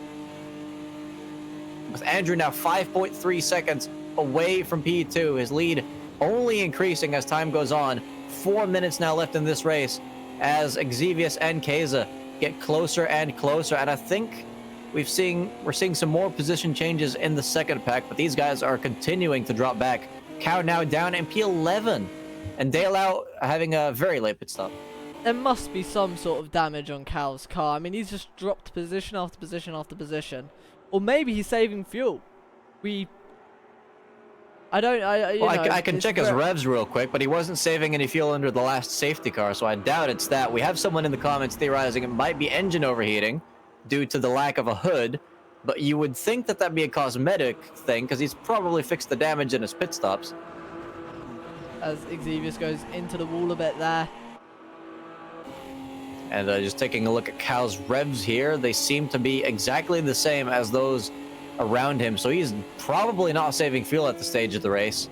As Binding continues to hold on to that P2 position, followed by Eddie, and his teammate just a little bit further behind still, with Keza and Xavius right behind. And there's not going to be that much time left to go for more moves. Less than 3 minutes now. If they want to get moves done, they're going to have to go for it now. Yeah, indeed, as the you can see them weaving snaking around the straight. begins, it's going to be Eddie looking for a move on Binding, but we know that these two have been desyncing a bit. What was that? Desync between them and I think it was Andrew and Eddie, actually. But it's going to be Binding with that inside line, the crucial inside line. I mentioned it before. That's going to be very hard to make an overtake around the outside. Binding holding the inside, and he's going to be across the line, almost nudging Eddie there into the wall, but it's going to be too wide across the line. As we've lost Day Loud now, that pit seems to have been his retirement, so it's down to 16 drivers left. 2 minutes to go, and another massive drift from Binding on the inside, pushing Eddie a little bit wide, opening up that inside line, but he covers it off. Eddie swerving to avoid him. Yeah, Jedlin almost made a move on both of them. It looks like there's a bit more contact there, but both drivers here once again survive. Oh, that's Fennec and Jedlin off the track, but they come back onto the track. It caused a bit of a kerfuffle there.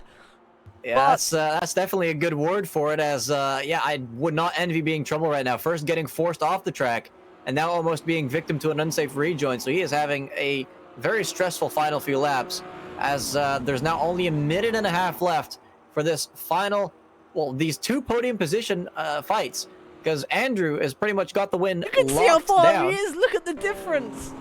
Yeah, he is miles ahead now, a good 8 seconds ahead of P2, but P2 and 3 are still all to play for. But Binding's been able to hold on quite easily so far. And now it's Eddie and Keza fighting for P3, and they're cutting each other off, taking drifting lines through the corner. Oh! Keza gets shoved out wide. There might not be a safety car option anymore, but these drivers are taking no survivors. And they are absolutely pushing each other to their limits. As we go on board with Xavius, you can see how defensive Binding is now going, as we're probably heading on to either the penultimate or final lap now. Only 40-ish seconds left to go with Andrew in the lead. He's probably going to finish more than 10 seconds ahead of these guys. Binding holds on to the inside. Eddie once again trying the outside line. And who's that looking to the inside? I think that's... Well, Jedlin. Yeah, Jedlin is right now in the middle of Ultimate Kaiser and Binding. You can see everyone drifting. They're trying to use up every single bit of power. Oh, there's contact between Eddie and... I think that was, yeah, Eddie and... And now the pit lane, they're going to get disqualified! Oh, what a disastrous end to this race! But it's still not over. Andrew still has to complete another lap. That puts Jedlin in P2, followed by Keza Xavius. And Binding still in this race, so who was that in the pits? It's Fennec and Trouble that have been sent into the pit lane somehow. They didn't get disqualified for entering backwards, and he's actually pitting. Or is that just lag? I think that's just lag. Oh, that is very strange lag if I've ever seen it. But yeah, Andrew is completely on his own, probably unaware of the crazy chaos that's happening behind him. But it's three wide for the podium. Yeah, incredibly close. It's Xavius on the inside, Jedlin in the middle, and Ultimate Cage trying to make it around the outside, and that's Binding in the background as well, trying to make it up back into that second place position. Looking down the inside, he's trying to make the move, a bit of contact, there's a bit more collision, a bit of rubbing there. And yeah, that's complete desperation seeping in from Binding as he goes for a move that's not on, putting people in the wall. Andrew wins the race and takes the championship with Xavius crossing the line in P2. Who's going to get third? It's Binding in P3. Oh, and potentially a bit of a revenge clash there from Eddie at the line. So we'll have to wait and see what the stewards say about that third place finisher there. But that was an absolutely wild end to this race. Oh my goodness. Absolutely insane. I mean, I saw Binding coming up. I wasn't expecting him to make a lunge going into the final corner. And that just ended in carnage. No doubt we're going to see a lot of... the stewards are going to have that work cut out for them this race. Absolutely, but for one thing, I am glad that it's not the championship that's going to be looked at. It's a clean win for Andrew as he dominates that last stint of the race and takes the championship. Cal not having the best final round there, finishing in P8 after two of the top drivers were sent into the pit lane backwards. Insane ending to that race, and I think I didn't quite catch what happened to Binding there as he got almost spun around on the straight there. Not sure who caused that, but you could definitely see desperation seeping in as he sent it down the inside of that. Might have been Xevious or Jedlin, I can't quite remember, but that was definitely a move that was not on, and it sent two people into the wall. So that is definitely going to get looked at after the race. Yeah, definitely. I mean, if that wasn't within the last 10 minutes, 100%, that would have been a safety car right there. But yeah, absolutely incredible racing, and Byrock finishing P10 with 4 pit stops underneath his belt. That is quite the challenge. Meanwhile, most people doing 1 and some doubling in the 2s and 3s. And seems like Kunisek somehow managed to get 21 seconds worth of penalties, which is probably not just pit lane related then if it's an odd number like that. But yeah, unfortunate, especially for Fennec and Trouble, who were on for a podium for that entire battle up until pretty much the final lap. So that was a crazy ending to that battle, and hats off to them for avoiding disqualification. I'm guessing he managed to stop the car right before the pit lane line, but it looked like he'd completely rolled in. Yeah, it was very, very close. I mean, we've seen so many people get disqualified. Maybe not too much in the leagues, but a lot in open lobbies where I've just seen people go backwards into the pits and the game just takes no survivors and instantly disqualifies. But in trouble getting have we added the curses this season, by the way? Added the what? Have we added the curses to the season count for this race? No, we have not. All right, so at least we hit double digits, even if it was a short season. Yeah, indeed. I mean, if this was... I mean, we probably wouldn't have made 33. 33 is still... I don't know how we made it that high. That was a wild season for sure. But I do think that my powers are... My commentator I think you're the one that back. gave the only 2 curses tonight, right? I think... No, I think you gave one, and I gave one early. Because I remember you said something, and then you're like, oh yeah, that's commentator. But well, I think that was me remarking that something you said was a commentator's curse. But are you still writing down what causes these, or are you just noting down a curse? Oh, I'm just noting down I mean, it's so hard to work out when it comes to ovals who caused what or who safety car it was. So I've no idea who got cursed the most this season. I wouldn't be surprised if everyone got 1 curse each. But I think it's time to bring in the man himself, Andrew. Absolutely. Let's bring in our new champion. Oh, Andrew, my friend, that was one heck of a race that was going on behind you. First and foremost, I want to congratulate you on your first championship in your first season at MSR. That is an insane accomplishment. Thank you very much. And of course, I guess the obvious question is, what in the world did you inject into your fuel tank in that final stint? I injected get a lucky gap because the guys behind are too busy fighting themselves, trying to keep up with me. You're not going to convince me that's all there was to it. That was not just a lucky gap. You kept on pulling away from those guys. Oh, I was massively overfueled as well. So what did you do in your final pit stop exactly? Because it came out so late, Binding and I were like, we have to go in, but we didn't have time to alter the fuel. Luckily, I'd done it before in the race, but I put in way too much. And so we refueled way too much, but we only changed our front tires for the stop. So you only changed your front tires, and that was the same strategy for both of you? Yep, it saved us 8 seconds, so probably offsetting the time we lost by overfueling accidentally. So. And you really have no clue what could have boosted your pace at the end compared to the others? Do you think it might have been just you guys changing tires and the others stayed on their old ones? They were just battling hard. I couldn't see it. I could hear it from binding, and it sounded like it was getting pretty spicy back there. So. Oh, absolutely. I think we're going to see a lot of tickets tonight, especially for that finish. But it was absolutely insane. If you want to go and watch the stream back, especially the final part was quite entertaining for some, nerve-wracking for others, I'm sure. But you've had a good season overall, of course. Otherwise, you wouldn't be winning the championship as we speak. What are some highlights that you can remember from these 4 races? It's all kind of just merged into one. I think I had some good racing with Cal. I have to give a shout out to Cal because he's not only really fast, but one of the more clean drivers on the grid. An absolute gentleman as well. I'm not sure if you got word in the Twitch chat, but we had a rock, paper, scissors competition to decide who was ahead of who at the end of one of the safety cars. No, I had not caught wind of that, but that is definitely an interesting sporting mechanism there. Had you ever raced Cal prior to your MSR debut? Never heard of him. Well, I definitely think you guys are going to be having plenty more races to come and more healthy rivalries, as it was a pleasure watching you guys battle each other. Would you say this was your best race of the season, or do some of the other ones top this? I kind of split the season into 2 halves because you had the 2 fast ovals, and then you had the 2 somewhat different ovals. You had, was it Jacarapagua? Yeah, that was very different. And then the other one after that, where you also had to kind of use your brakes at points. So this is certainly better than Daytona, that's for sure. And yeah, I mean, it felt quite similar to Daytona with all those safety cars. Yeah, for everyone else, but unlike Daytona, I didn't get involved in anything, so it was much more enjoyable race for me.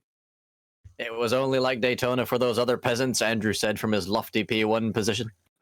No, but it's definitely been a pleasure to watch you get your first title. Congrats again, Nismo. Do you have any more questions for our newly crowned champion? Yes. Funny enough about next week, because I'm very interested to know if you're joining us for the rally tournament next week.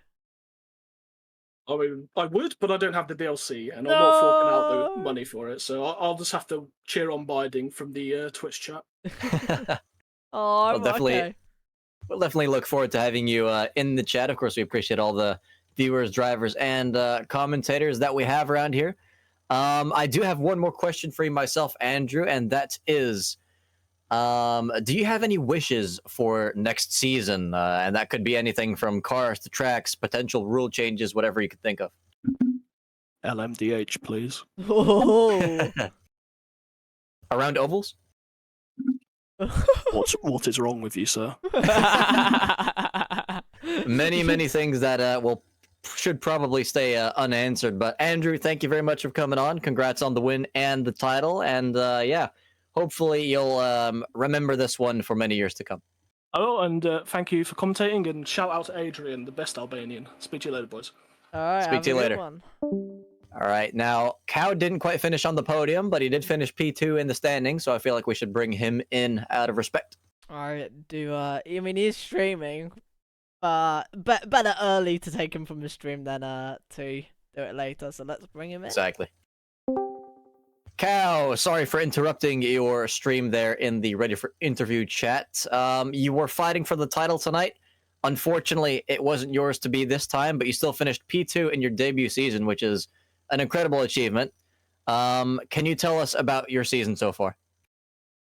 I mean, it was fun. That final race, I thought it was going to be a lot better than it actually was. Like you saw, had enough pace to get into the lead within the first, 5 minutes of the race, starting from 10th.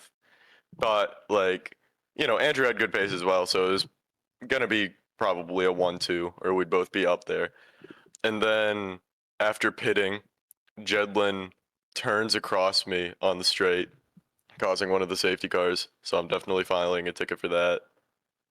And it was really just downhill from there, because that destroyed my tires, but I didn't want to take tires because that would put me to the back of the field. So it just made it really hard to overtake. And But from with there, I with just all the safety cars you had, like how many safety cars had already passed by the time you got hit? I think this was after the third safety car.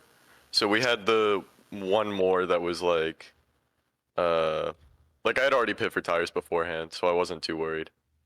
Interesting. So you had fresh tires. I assume you fixed the damage in the pits as well. Yeah. What happened to your pace at the end? Because I did notice you had very, very good pace in the first few stints of that race, and then it seemed like you just couldn't stay with the guys in front anymore. Yeah, what happened was for some reason people kept either like sticking their nose in mid corner or just kind of bumping you up the road. So it just led to having way more tire wear, which ended up hurting me a lot in the end.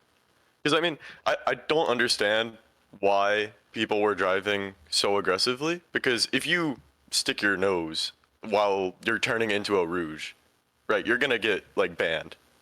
There's no excuse for trying to stick a nose there. But then everyone thinks it's fine when you're going into like turn one at Indy, even though it's similar speeds. Yeah, So it it's led to a bunch of definitely chaos. a bit of an overly aggressive move, and you don't want to be doing bump drafting in the corners. The rules do say that that is for the straights, and yeah, we did see quite a people drift wide out in the corners as well, which wouldn't have done any miracles for tire wear. But do you feel like you had more tire wear than the people around you? I mean, it definitely felt like it. I know we were overfueled by like 50, 60 liters, so that might have also helped out a good bit.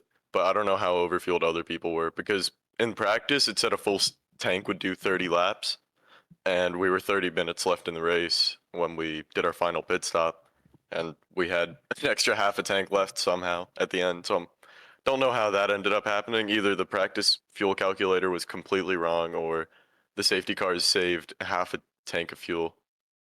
I mean, talking about saving fuel,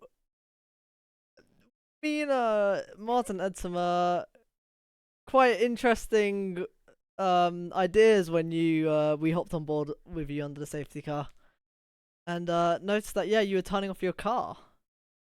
At least we Yeah, think you were, right? yeah. I mean, Oh, okay.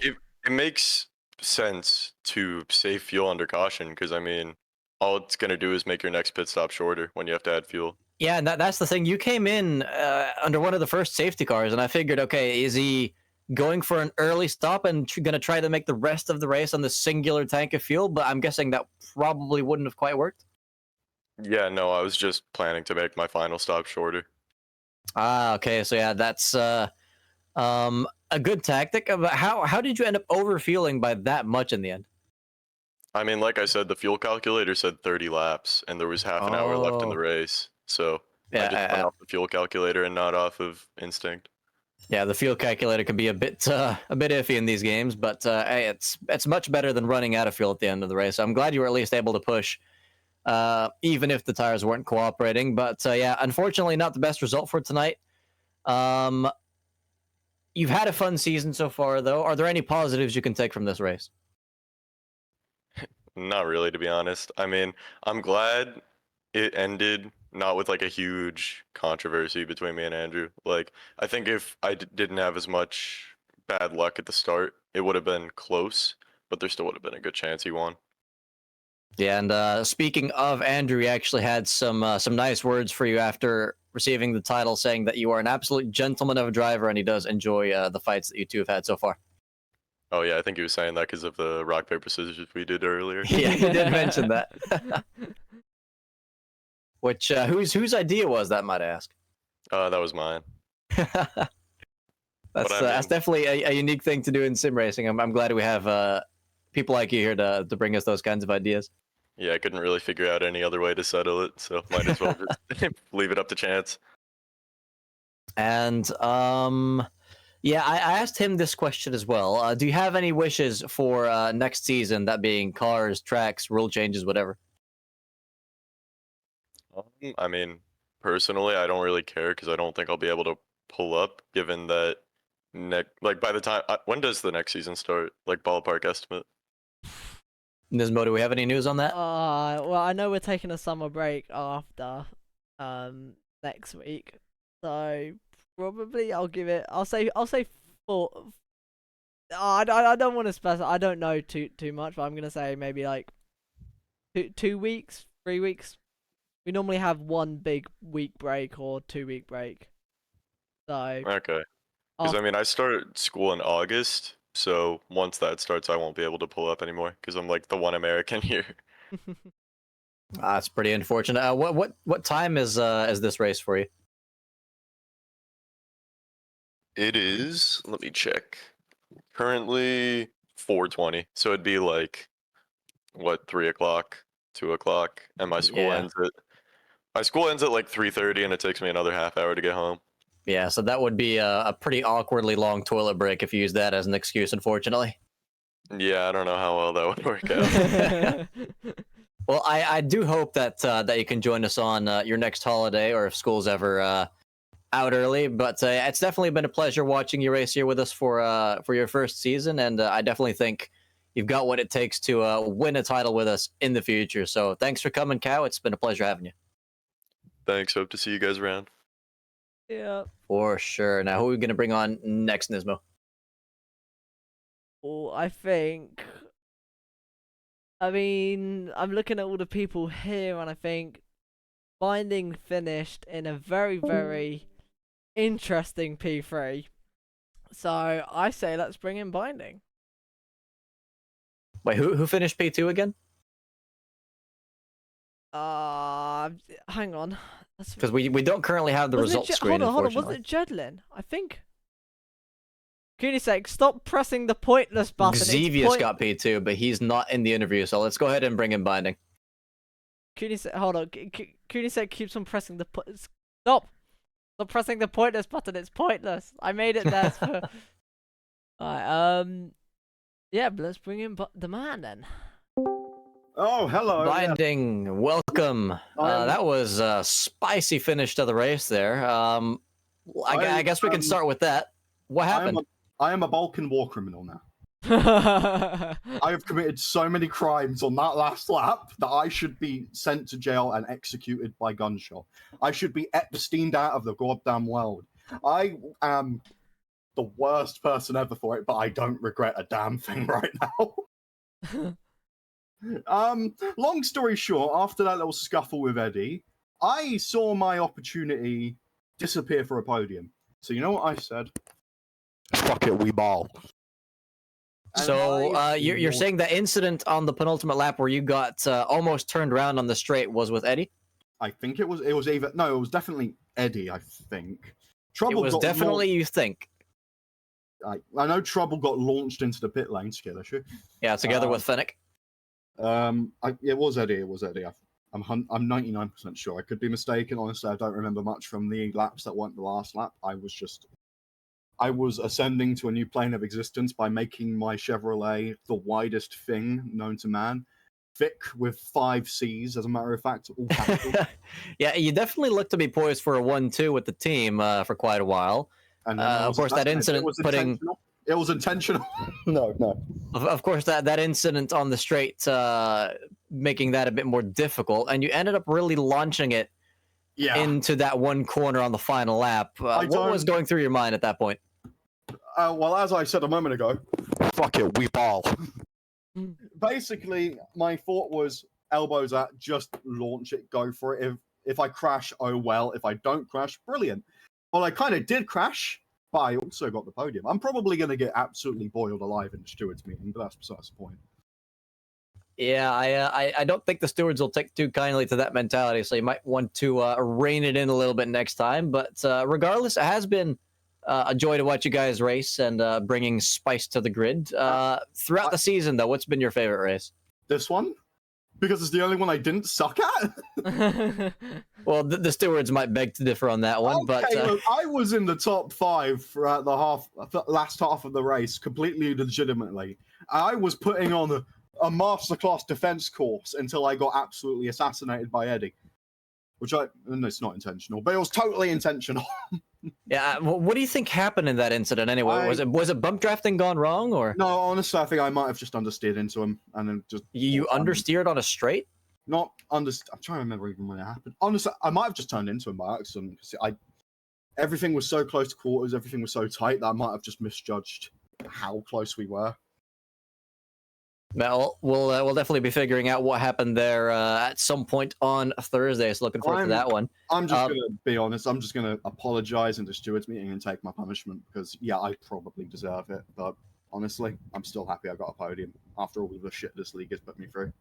Yeah, it goes to show you definitely got the pace to make it work on ovals. Are you already looking forward to the next oval league, or are you? Oh Do you prefer the track racing? no, I don't want to. I don't want to be traumatized again. I'm not dealing. I'm not dealing with Daytonas and WWT's raceways. Don't even know if we drove one. I think we did. We did drive at Yaracapagua or whatever that's called. Haha. While talking about ovals and then on-track racing, will you be joining us next week for some Yes. off-road racing? Yes. I would like to refer you to the one-off news where I am driving a Mitsubishi Lancer Evo 10. Yes, Binding, you picked the best one. Of course I did. Yes. It's an Evo. An That poor Fennec on his own in the Mini Clubman. Or Countryman even. Why is people's fetish for the Citroen and the Volkswagen though? I don't know. I mean, a lot of people, I think in rally racing, normally the Golf and the Citroen are normally the top contenders. Yeah, but they're not cool. They're not stylish. They're not an Evo. They're not an Evo, exactly. Oh, God. Yeah, I understand that I'm probably not going to keep the podium, but in my heart, I'm keeping it. And I'm just hoping that they don't absolutely obliterate me and I get banned from the next league or something. I don't think it'd be that harsh. I know. I'm over exaggerating. It was a fucking chaotic thing. Did you see the meme that Yedlin posted in the league chat? I will check it about right the now. last lap. Chat. Just everyone beating the shit out of each other. Hold and on, Andrew. I need to put that on the stream. One sec. That's a really good one, actually. I'm really thankful you brought that to my attention. You are welcome. I watched it and it was just I'm getting absolutely bodied. Actually, I might be the one behind Eddie. I'm not sure. I feel like you should have swapped like Kaze for me because I'm the one that was bodying Eddie in the last corner. Well, not even the last corner, the last straight. I swerved to try and block him as fast as I could to try and hold the podium. That was brilliant, though. God. Yeah, well, I don't have any questions there, so Martin. Does the chat? Does the chat have anything to say to me? The chat says, Shad says, well, that Of course race it was ... interesting, and Interesting. Carl Lover said, man's got defensive class from Checo. Defensive class from I am the Great Wall of Britain. There is a giant stone wall around England, and that's because of me. Also, I just looked at the team standings. It looks like we have a tie for P1. Between which teams? Let me see here. Bump Draft Boys, but Bump Draft Boys have been given the win, so I'm guessing this has already been accounted for. But they have tied with Locked In Racing for the points. That is my second team championship then. Well, oh wait, if you get a penalty, if you get a penalty, oh, that could be spicy. I'm gonna have to beg. I mean, for only 2 points separate the top 3. And that is an insanely close team championship right there. Wow. Okay. I think the teams have been divided well this season. Okay. Either way, I just realised that in the team championship he put Locked In Racing as me and Andrew instead of Bump Draft Boys. He's got the team names wrong. Oh, is he? You were Bump Draft Boys, right? Yeah, we were Bump Draft Boys, me and Andrew. My first team championship was also with Andrew in Syndicate, the Super G2. Yeah, no, Bump Draft Boys. Yeah, Bump Draft Boys. It Yeah. says Bump Draft Boys on the thing. Yeah, it's no. I'm talking about on like the Discord message itself. Oh, not okay, okay. Not the actual sheet. Oh Christ. Anyway, Binding, as the driver who provisionally finished on the podium this race, do you have any wishes for future seasons? Jeez.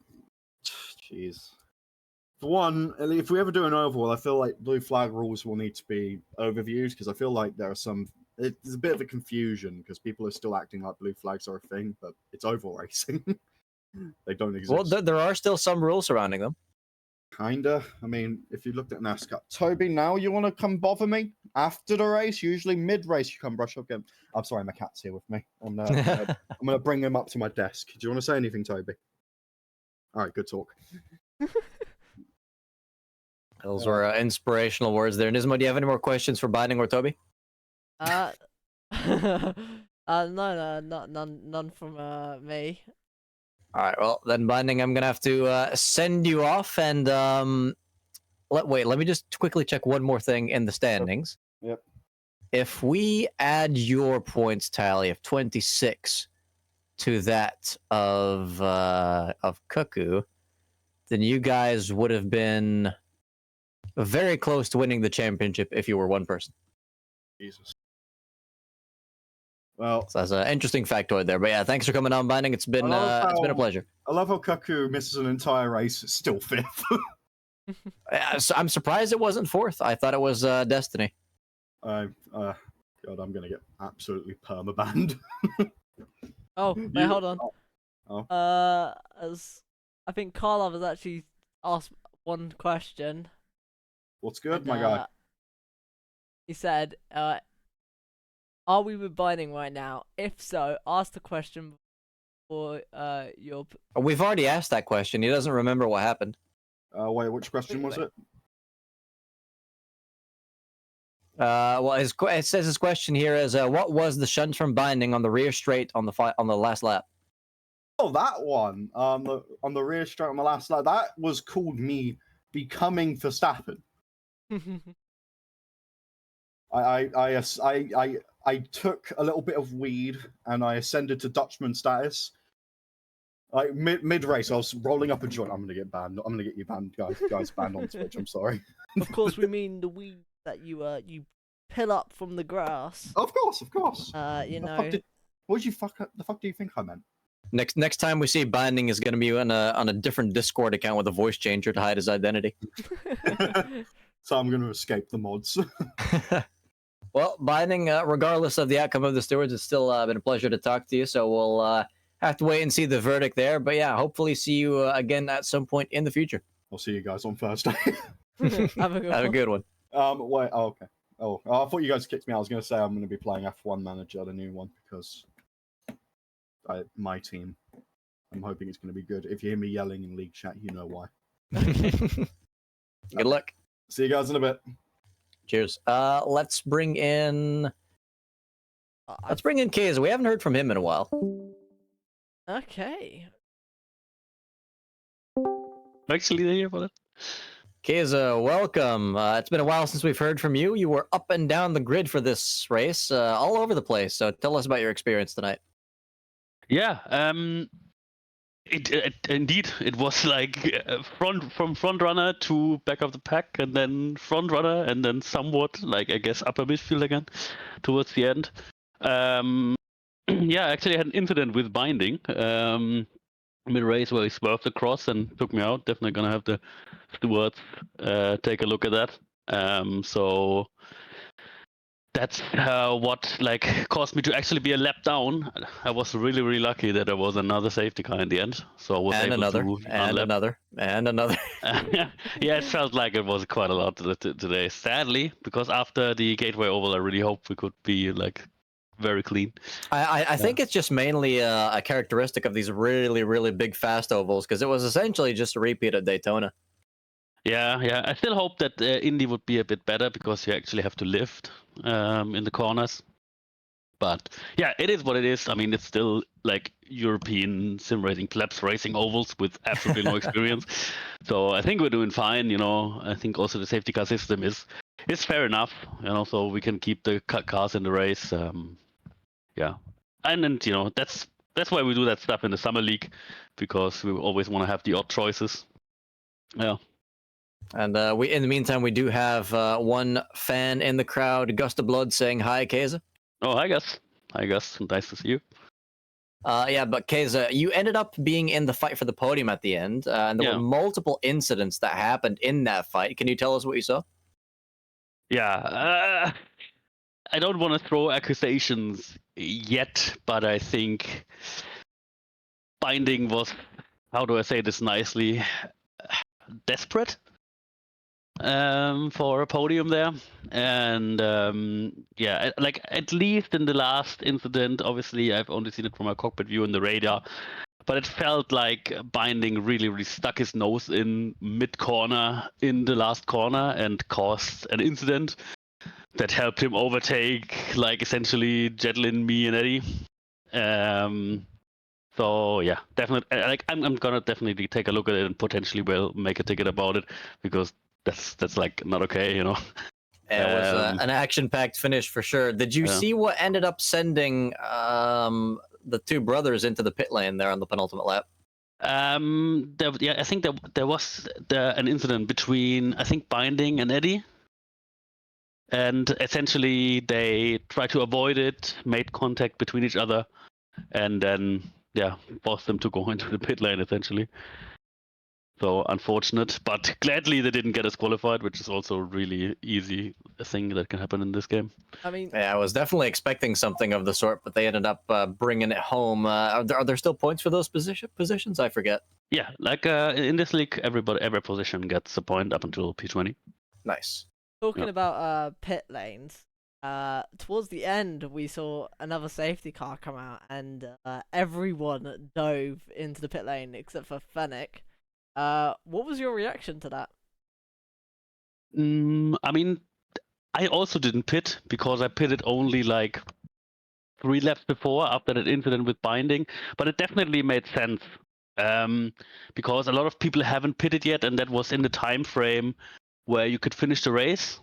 I'm not sure how much fuel or tires Fennec still had, but yeah, like it was a smart decision. Like the timing was really good. I think at this point you would have needed like even if we went full green racing under 100 liters. So yeah, absolutely made sense to go, and I also easily made it to the end, obviously. And Casey, you ended up finishing this season in. Let's take a look at the standings. Let's please not. Well, it's been a bit of a tougher season for you. Is it just these cars, or is it the ovals? Like, I think a big thing also is that my internet cut out in the Daytona race just before the end, where I was in a really good position. So obviously that is also the cause of me being lower down than usual. But to be honest, I think at least in Gateway I was lacking the pace for some reason. Today I was fast, but unlucky. Like Jacarpagua, like I binned it once, and then you have to wait until you find a gap to rejoin. So I feel like it's just unlucky, and also the unpredictability of the ovals just plays the part, together with the disconnect. A lot of things coming together. And I was definitely not the fastest driver in the oval, but I think on pure pace and racecraft I should have finished somewhere around the top 5, maybe top 6. I also said it earlier. I think this is the it might sound like flexing, but it was just a surprising fact I realized when I scrolled up. I think this is the first time in like many leagues for MSR where I did not finish in the top 3, either with the team or in the Drivers' Championship. So definitely one of the worst results ever in the leagues for me. Yeah, I mean, that also goes to show how consistent that you have been in the seasons that we've had so far. But yeah, I'd say the new drivers coming in this season being as fast as they are definitely has not made it any easier for you. Yeah. We've already heard from Cal. He unfortunately won't be able to make next season due to time zone and school differences and stuff. But hopefully we can have him in another season. Are you looking forward to fighting the likes of Andrew on the track when we're going back to circuit racing? Absolutely. Like oval racing is so different. So I'm really looking forward to see what they can do in like road courses. Where I feel like I'm much more comfortable. So especially, but also like guys like Ricky or the Gnome, that Ricky is obviously also very new, and the Gnome hasn't been racing with us since I think Project Cast 2, and try not to get too excited about that. But yeah, totally. I'm also looking forward to like a few weeks of break, and yeah, then we're gonna hopefully have a big grid, a new league. So far, I'm not gonna throw it out there 100% confirmed, but so far it looks like either hypercars, GT3s, or modern Formula One cars, somewhat around that region. Maybe one extra option as well. Maybe even a multi-class option. We'll have to see. So totally different from what we did the last few seasons. So I'm looking forward to see where also those new drivers that fight against like the likes of Gillis, for example, that didn't drive the ovals. Yeah, it's going to be an exciting next season for sure. I definitely think so as well. And I do have another question for you regarding future seasons. Now, I'm not sure what power you hold within the admin team, but if some of your fellow MSR admins were to suggest an absolutely atrocious car, is there any car or car class that you would veto no matter what? That I would veto. Well, oh, I know a couple that I would. Yeah, like to be honest, I think, I mean, that's the reasonable picks where, there's just not enough liveries or like where it's so unbalanced. Like I think it's the vintage touring cars with the Corvette and the Porsche. Like it would just be random on what track you drive, which car would win. Most of the time the Corvette. So obviously I would veto something like that.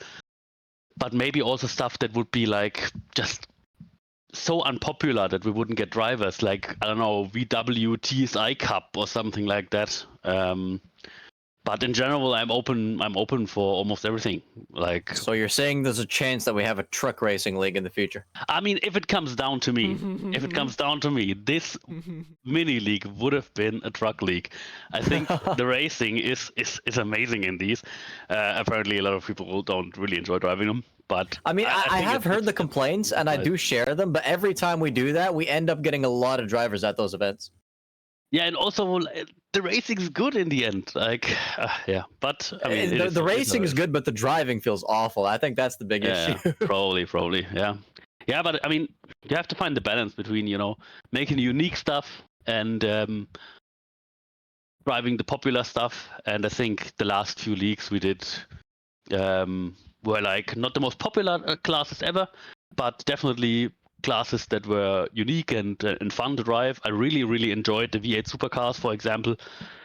The GT1s were fun as well, and I think the BOP was absolutely nail on as well. So yeah, I'm really looking forward to the next leagues. Hopefully also with plenty of new faces and hopefully a stable 26 plus driver grid. That would be cool. Yeah, I've just when you mentioned multi-class and being open to certain particular classes, I just had this idea that sparked within me of potentially having multi-class with the supercarts and the racing trucks with full simulation damage, and the trucks being allowed to take out the carts if they are able to, because the carts would obviously win normally, but they have to survive the race. So essentially, the Team Ram Derby we did a while back, because that's essentially the format we did. But yeah, actually, we were having a discussion if we're going to have that or the Rallycross event on Monday. I forget though, how good is the damage model on the supercarts? Would you be able to DNF those with the truck? Probably, yeah. I mean, as soon as you lose a tire, it's over. But yeah. But anyway, I think it would be interesting to put them on the same point scoring system to see how many carts actually survive. We can do a test race potentially at some point. Anyway, I think there's still other people that want to get interviewed. So let me just say thanks a lot for your streams and your commentary. As always, really high quality. Very well done. I mean, you see how engaging this is for our drivers that really want to have the interviews with you guys. So as always, at the end of the league, thank you guys a lot, and it would have not been the same without you. I'm really appreciating it. I think I speak for the whole MSR staff when I say that. And yeah, I'm trying to not commentators curse you too much next Monday when I sneak in your seat, Martin. But yeah, thank you, and see you guys on Monday and also for next week. Yeah, it's appreciated. Hope you have fun reliving the highlights of this race afterwards, because there's definitely a good number of them. Have a good one, Case. See ya. All right, let's go ahead and bring in the brothers at the same time. Leave poor old Andrew in there all alone. Alright. Brave. There wasn't much of a gap there. Indeed, hello. there was Oh. not. Welcome to the commentary booth, Pit Lane Bros. What Hello. on earth happened there at the end? I'm trying to find out. an I don't know. interesting Other story. than I ended up in the pit. Yeah, essentially coming out of the last corner, I think it's binding goes across the front of Eddie into the wall, then turns a bit sideways, pushing his rear out into the front of Trouble. Then all of them are slowing down. Troubles ends up sideways and ends up across the front of me. And yeah, we can't do anything except for turn into the pit lane. So And I believe, Trouble, was it you that went in backwards? yep. How did you not get disqualified? There is some leeway for if you're going the right way down the pit lane backwards. There's more leeway than if you're going the wrong way down the pit lane forwards. So at least because we were going really slowly at the point of entering the pit lane, it didn't get too angry, because I think it just does the countdown where it says turn around in however many seconds, and we were basically ended up just going to 0 within that time, so lost a shit ton of time, but at least didn't disqualify me. I'll take it, I guess. Yeah. Not like I get a choice. Now, Trouble, since you had quite a high-profile race, you went from the back of the grid for quite some time all the way into the podium fight, and you looked in a pretty good position to take a lot of points there in the end. Tell us how you managed to go from all the way at the back with multiple crashes back to the front fighting for podiums. I stopped being taken out. Because the first safety car, I can't remember if it was the actual incident with Valeside and I that caused it, but basically Valeside had someone on his outside, so went really narrow on the exit of the corner. I was right pretty much on the inside, but couldn't go quite as like straight out of the corner. And it ended up just with us coming together and him going across the front of me, which was unfortunate. I originally thought it was his fault, but seeing that there was looking at the replay and seeing that someone was outside, there's more of a racing incident. But regardless, that was annoying because it put me at the back. And then the second, well, yeah, the second safety car, I can't remember what the reasoning was, but I'd managed to drop off the back somehow. And I ended up... But basically, the people who'd just gone off ended up coming back across the track, and in trying to slow down and avoid one of them, I started drifting, and drifted straight into JD. So I had to go in the pit again. And, yeah, just... At that point, I was right at the back. And then later on, ended up avoiding Ricky, who was slow for some reason. And I think you saw, but basically I turned into a Beyblade. So then I went from pretty much at the back to right at the back, just ahead of Shad, and soon later was only battling with Kaiser until the extra safety car, which was phenomenally lucky for me. Because then that at least brought me back into it, and from there I had a few close calls with the other safety car incidents, but managed to avoid them. So all in all, managed to keep it clean from then on. And there was a few sketchy moments, but at least Yeah, I was gonna say there was one point where there was one point where you got forced off the track, and then a few laps later there was an unsafe rejoin that almost killed you as well. Yep. Yeah, that just sums up the race pretty much. that was just that was really what was hindering me. Was effectively I had the pace to gain, and in some cases I could, but either I'd have like if you got forced out wide, often you lost a lot in one go. I know Cal had the same thing. That was just a bit of racing. But between that, which meant that basically I could never get out of the mid pack, which was the most dangerous bit, basically, meant that effectively whenever there was an incident, I'd either be caught up in some way or be hindered in some way. Until I was right at the back, and then suddenly I managed to start avoiding the incidents and got actually into a good position to work my way back up. Because as I said, I had the speed, but just before that couldn't make it without something going wrong on my side or someone else's side. Oh So, god, yeah. I just got some news from Andrew. He just said I kidnapped you two, and he didn't notice, so he was talking to himself for the past 5 minutes. Oh yeah, I was talking to him beforehand. So yeah. what exactly were you discussing in there? Basically just looking at like the replay and instants and things, and in my case mostly showing off Code Browns because I had at least 3 or 4 of them in that race. So, yeah. All right, Trouble, we've been giving you a lot of audio time. It's time for Fennec now. One question I have for you, Fennec. When we formed the grid, did you hit the rear of Fire Rock, or was that just lag? That was me hitting the rear of Fire Rock. Oh, What on that earth? was- Why? I misjudged the space, basically. And was there any sort of repercussions for that? No damage? No damage on me. Don't think there was any on Fire Rock. Oh, good thing these cars are essentially just bricks on wheels. Yep. As for your race, it seemed like you had a little bit of lag at some points, but not as bad as last race. So that was pretty nice to see. You did end up fighting for the podium positions late on, so I'll get to that in just a sec. But when did you pit? Because you stayed out when almost everyone else went into the pits, and we thought you were missing a good chance to pit, but I guess you already pitted earlier. The second safety car, I pitted full fuel and all tires. All right, I think we missed that because we were absolutely puzzled when we saw you staying out with everyone else coming in. Yeah, it was a bit close on tires mostly. On the last couple of laps, they did start to fall off. Made it a bit harder.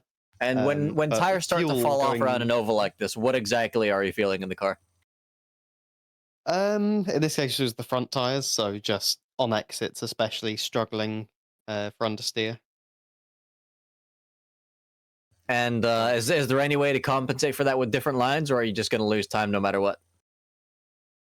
No, you can compensate with different lines, but it does mean it kind of exposes you to other people's attacks more, and especially if you're going side by side, it's a lot harder to get on the power early and get ahead of them. So it Yeah, makes it a bit definitely. more challenging, but it's not. You can still stay in a group. As you proved, I believe. Now tell us a bit more about that podium fight you had. Pretty fun. So obviously started from first. I mean, the reason I didn't skip or didn't pit, sorry, I did skip the pit stop in that safety car where everyone else didn't, was I calculated how much fuel I would need, and it was about a liter or so spare. So just said, screw it, let's go. And then, yeah, after the safety car restart, got a decent start, and then had a nice battle with Andrew and I think it was Wild Mammoth for a while. And then following the next safety car, I had a few people go up the inside and push me a bit wide, so I lost a few positions. And then that was essentially the start of the big 5-way fight for second or whatever it was.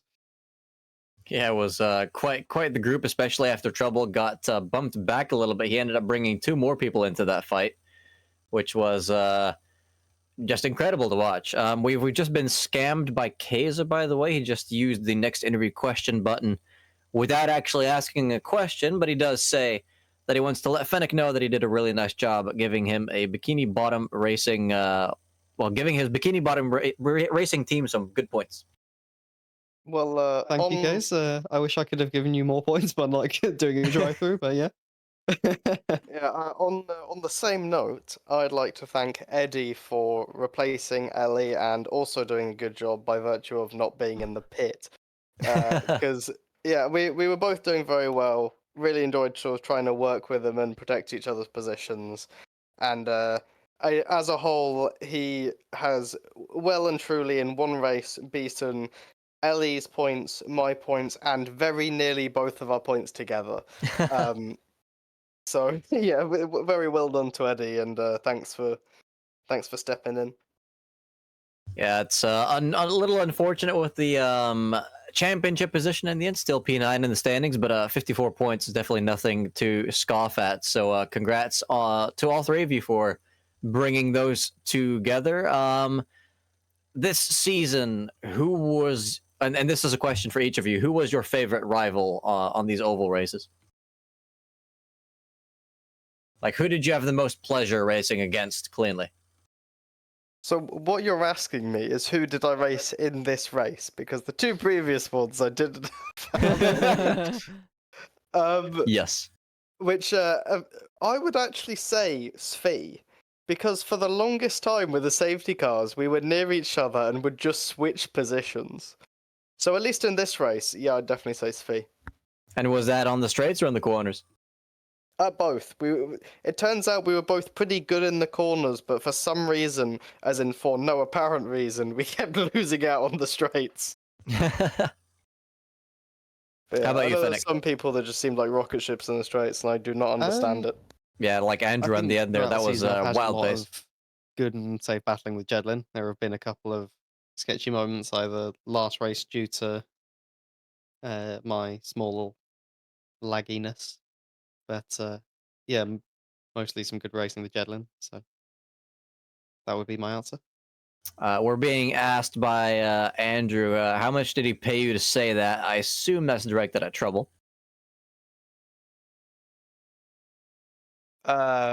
Say what? Because I don't know. I said Svi was the rival. I don't know what else I've said. Maybe Svi is the secret briber behind the scenes. Yeah, whoever said Svi was good to race against, he says. Okay, yeah. I mean, for the amount of racing I had against him, at least in Indy, it was good. Seemed good to me. I Well, mean, I kind of, if anything, in the what was it, the third race, the second one I did because we missed the first one.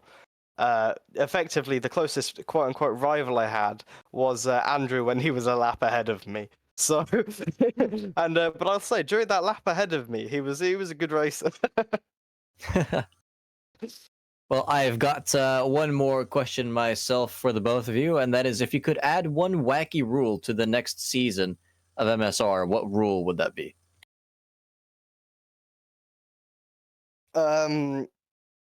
If I get taken out, let me catch up, please. A But it free only safety applies car to me. pass. Yeah, exactly.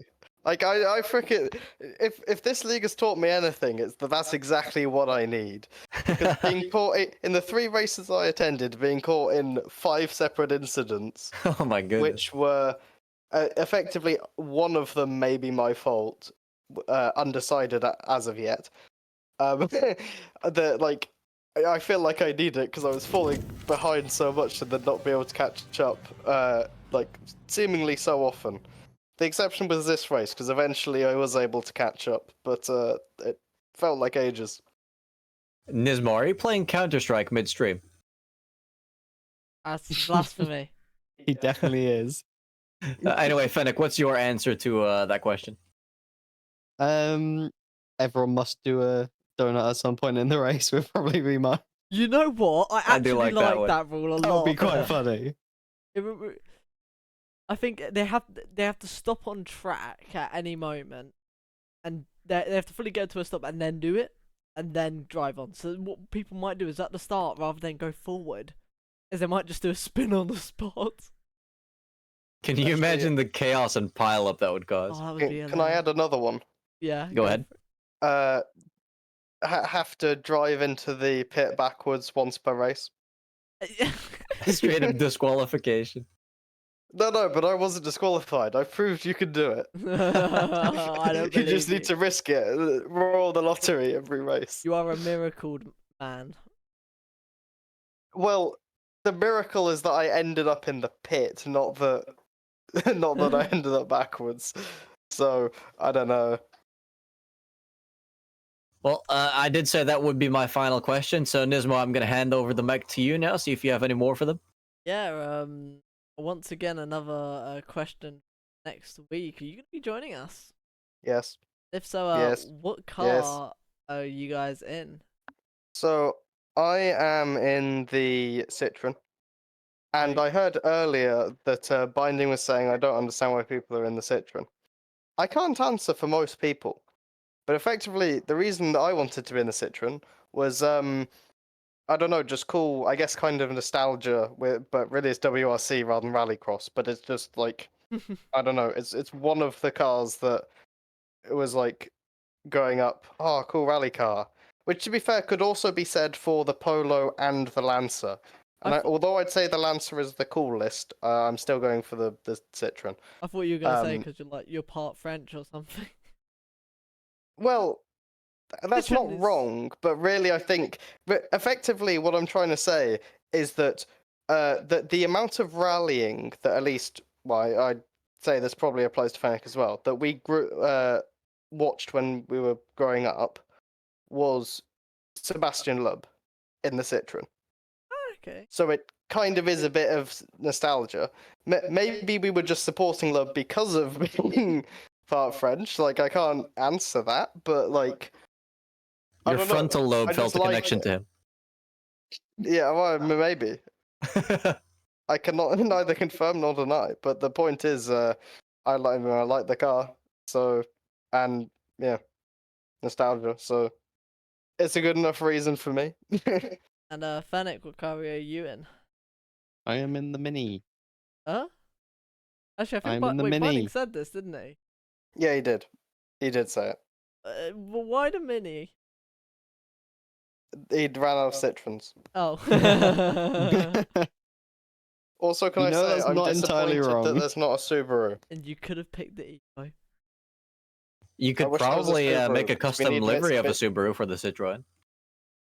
You know what? Yeah, I'll make the replacement Subaru. 'Cause we've got VW versus Citroen in the WRC, but we don't have Subaru versus Mitsubishi in the WRC because there's no Subaru. So really, we're missing out. That's what I'm hearing. Well, I'm definitely looking forward to those liveries, and yeah, again, I want to wish you guys a congrats on the strong race up until the very end. It was unfortunate to see you guys both get thrust into the pit lane like that, but all in all, it was good pace, good racing for the most part, and entertaining to watch. I hope you guys can enjoy parts of the stream. Definitely some clippable moments tonight. I mean, I was listening to the stream through the race, and I'll say very entertaining. Sometimes, especially when partway through you were saying that I was like the biggest conspiracy theorist or causing the. Oh yeah, conspiracy yeah, you had that theories, like- frontal crash. What was up with that? Well, there was 3 people. They came back on the track. I effectively just tried avoiding one of them and slowed down, and just locked the rears and drifted it basically almost into him. And then Almost?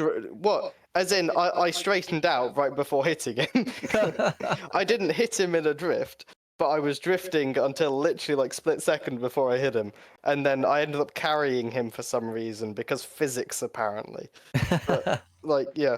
I don't know, not at all intentional. It gave me damage. I didn't like that, but it was fine, I guess. It didn't hinder Well, me too speaking of much. weird incidents and carrying people, we saw Eddie ride and go under people multiple times because he seemed to be lagging. Did you see that was as well? him- Yes. So that was specifically him and Andrew, I think. Mm. And yeah, they had the sort of desync issue where you see them as a ghost, and that was interesting because obviously I think Andrew especially was not used to racing people who were ghosted, so there was a few very well, they looked sketchy, but effectively they just didn't hit each other, and they ended up just going from sketchy to comical as the back of Eddie's car or something like that would just end up lifting in the air, and you're like, what the hell is going on ahead of me?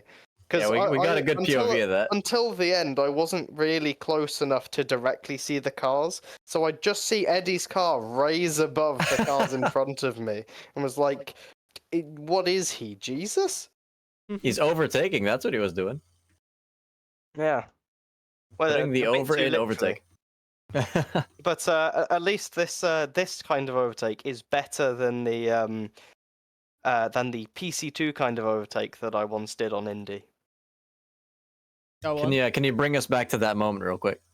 Well, that was in a Indie League in PC2, and you all know Mats, right?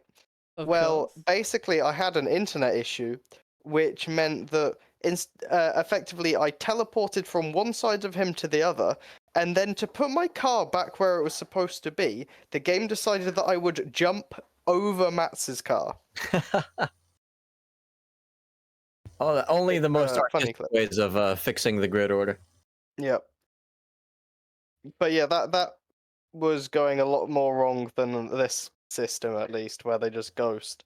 I was gonna ask as well though, since Trouble, you have us on in the background. Is Fennec able to hear it as well, or is it on a headset? Oh, the headset. I always use a headset, so.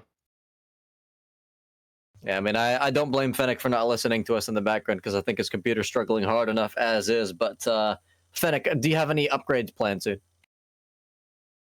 No, I don't think it's a computer issue. I think it's trouble stealing my internet issue. No, I'm kidding. Ooh, When we go I'm back to joking. uni, what he's Tinfoil saying hat is it time. should be Yeah, fixed, it's fine when I'm but, at uni. So. effectively, it sounds like a him issue.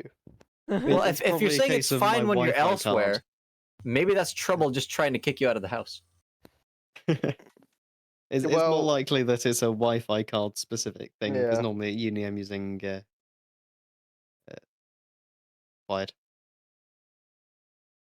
Well, I hope you get some more uni races in soon and bring us some of that nice Fennec domination. But yeah, Well, that will start end of September.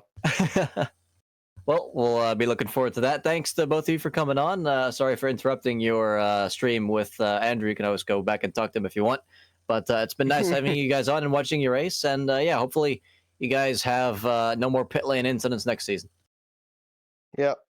I hope to have less incidents next season. But yes, Less incidents, period. and in general, like yes, I agree. Anyway, one thing I've realized is that I shouldn't have given Andrew the win in the preseason. So yeah, I don't know. Just felt like saying that. He never well, paid me back in the league. Not like he had a chance. Yeah, hopefully we'll see you next week if Yep. not Tuesday. Oh, yeah. Is it Kaiser doing the interviewing with you, Nismo? You mean the Well, not interview, like commentary. Yes. Well, the- I'm sure if you do interviews, then he'll do it as well. But Oh boy, we already have yes, 8 but tickets. in which case, Martin, what are you doing? Who's doing what now? When? Next week, you're being replaced. What are you doing instead? I've been invited to join as well, so I've selected the mini because I didn't want to be. Ah, you're racing. Very Well, cool. yeah, it's gonna be the first time I ever do a rally event though, so don't expect too much. Got to do a bit Mhm. of training. Yeah. I mean, think it Trouble goes has without taught us all saying that that, training is not necessary. Well, if training means not going in the pit, then maybe it is. Fortunately, I do have to let you guys go. You sure for about our that? Final. Can't think of the word now. Final. You know what? It's completely The gone. final Was countdown. heavy news week. Final interview. Obviously, Got Eddie. it. Got it. Finally, final interview of the season. And yeah, hopefully we'll see you tomorrow, if not next week. Mm-hmm. Have a good Have Actually, a I good don't one, even folks. remember what the thing on tomorrow is. one. I think it's usually a surprise until the very end. Well, I I know thought what it is. usually it was done like a couple of days in advance, but maybe not. I think the announcement's usually on the day itself. You know what? I'm feeling generous. I'll actually tell you. It Oh no, is- it's fine. Are you sure? Okay, no, it's fine. You can tell me after That'll they've be a left, Nismo. surprise. All right. Well, in that case, I'll see you guys next week or Tuesday. For a second, I thought you were going to say next year. Yeah, I was about to. All right. Have a good one, guys. Damned it. Well, clearly because I'm not the one leaving. That means that Nismo's leaving. Goodbye. Had a great time in MSR. The stream is mine. See you next year. All right. Until next time, guys. Yeah, until next time. Have a good one. See ya. All right. And should I tell you, Martin? Go ahead. So the race tomorrow is gonna be Ginetta Chacarapagua. GT4 Cup at Kailami. Okay. The 2019 stock cars at Velo Park. I don't remember that track. It's the one that goes up and down. That tells me nothing. And has it's literally two straights that go up and down next to each other. So it's Avis. It was in the stock car league. The one, it's such a plain one. I don't know how to describe it. It's weird. You'll recognize it. And then the P3 is at Santa Cruz. I also do not know that track. Well, if anyone is interested, that will be tomorrow at same time as the league, I believe it normally starts. If not, And will it be before. streamed? I will try be there, but Tuesdays are always a bit iffy for me.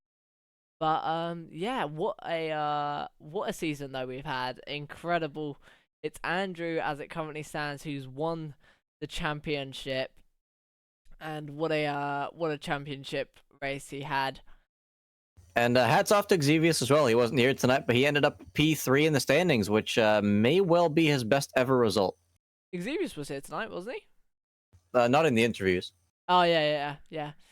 Cal, of course, P2. So two rookies getting the two top places, and showing all these MSR guys what they're made of in the championships. In the constructors championship, it's Andrew and Binding, in first place for team Bump Draft Boys, and they're gonna be joint first with the Bump Draft Boys, but I think Binding might be getting a penalty coming his way, so I think Bump Draft Boys might, Locked in Racing, sorry, everything's muddled up here, but Locked in Racing might actually steal it on championship points, and Team and Matt with 119 points taking third place in the constructors. Thanks everyone for joining. Oh, and we're up to almost double digits in the tickets now. Oh god. But yeah, an extremely great league, extremely close, lot of carnage, and I'm also gonna be making a small little music video out of this league, so be tuned for that.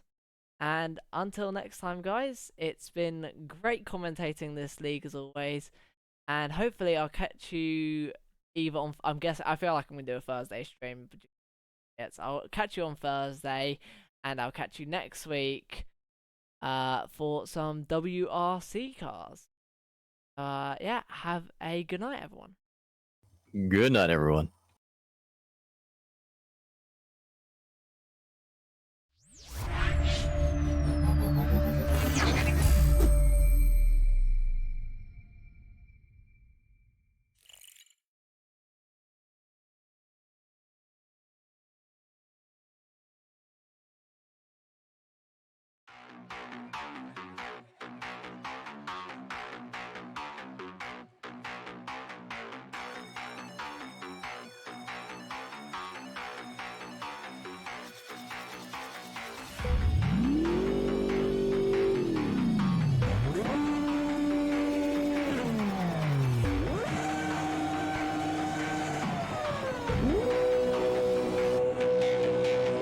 And they're off. Green flag racing. Matt's getting an amazing start. Ultimate Case actually Oh, catching speed, napping. Matt getting the jump on his teammate down the inside. Necron losing to Cuckoo on the start. Can he pressure Dino into a mistake? Dino goes too wide and extremely close for P1. And is this going to be Jedlin going down the inside? Oh, there's a bit of contact. Oh, that's a spin. And there's another safety car. Oh my god, this carnage. Jedlin and Kaze are both in the pits. Fennec, Exus, and Dean are all coming in as well. It'll be very tight if he still wants to make it to the back of this pack, but in the meantime, we do have everyone out of the pit, so we're probably going to get going on this next lap.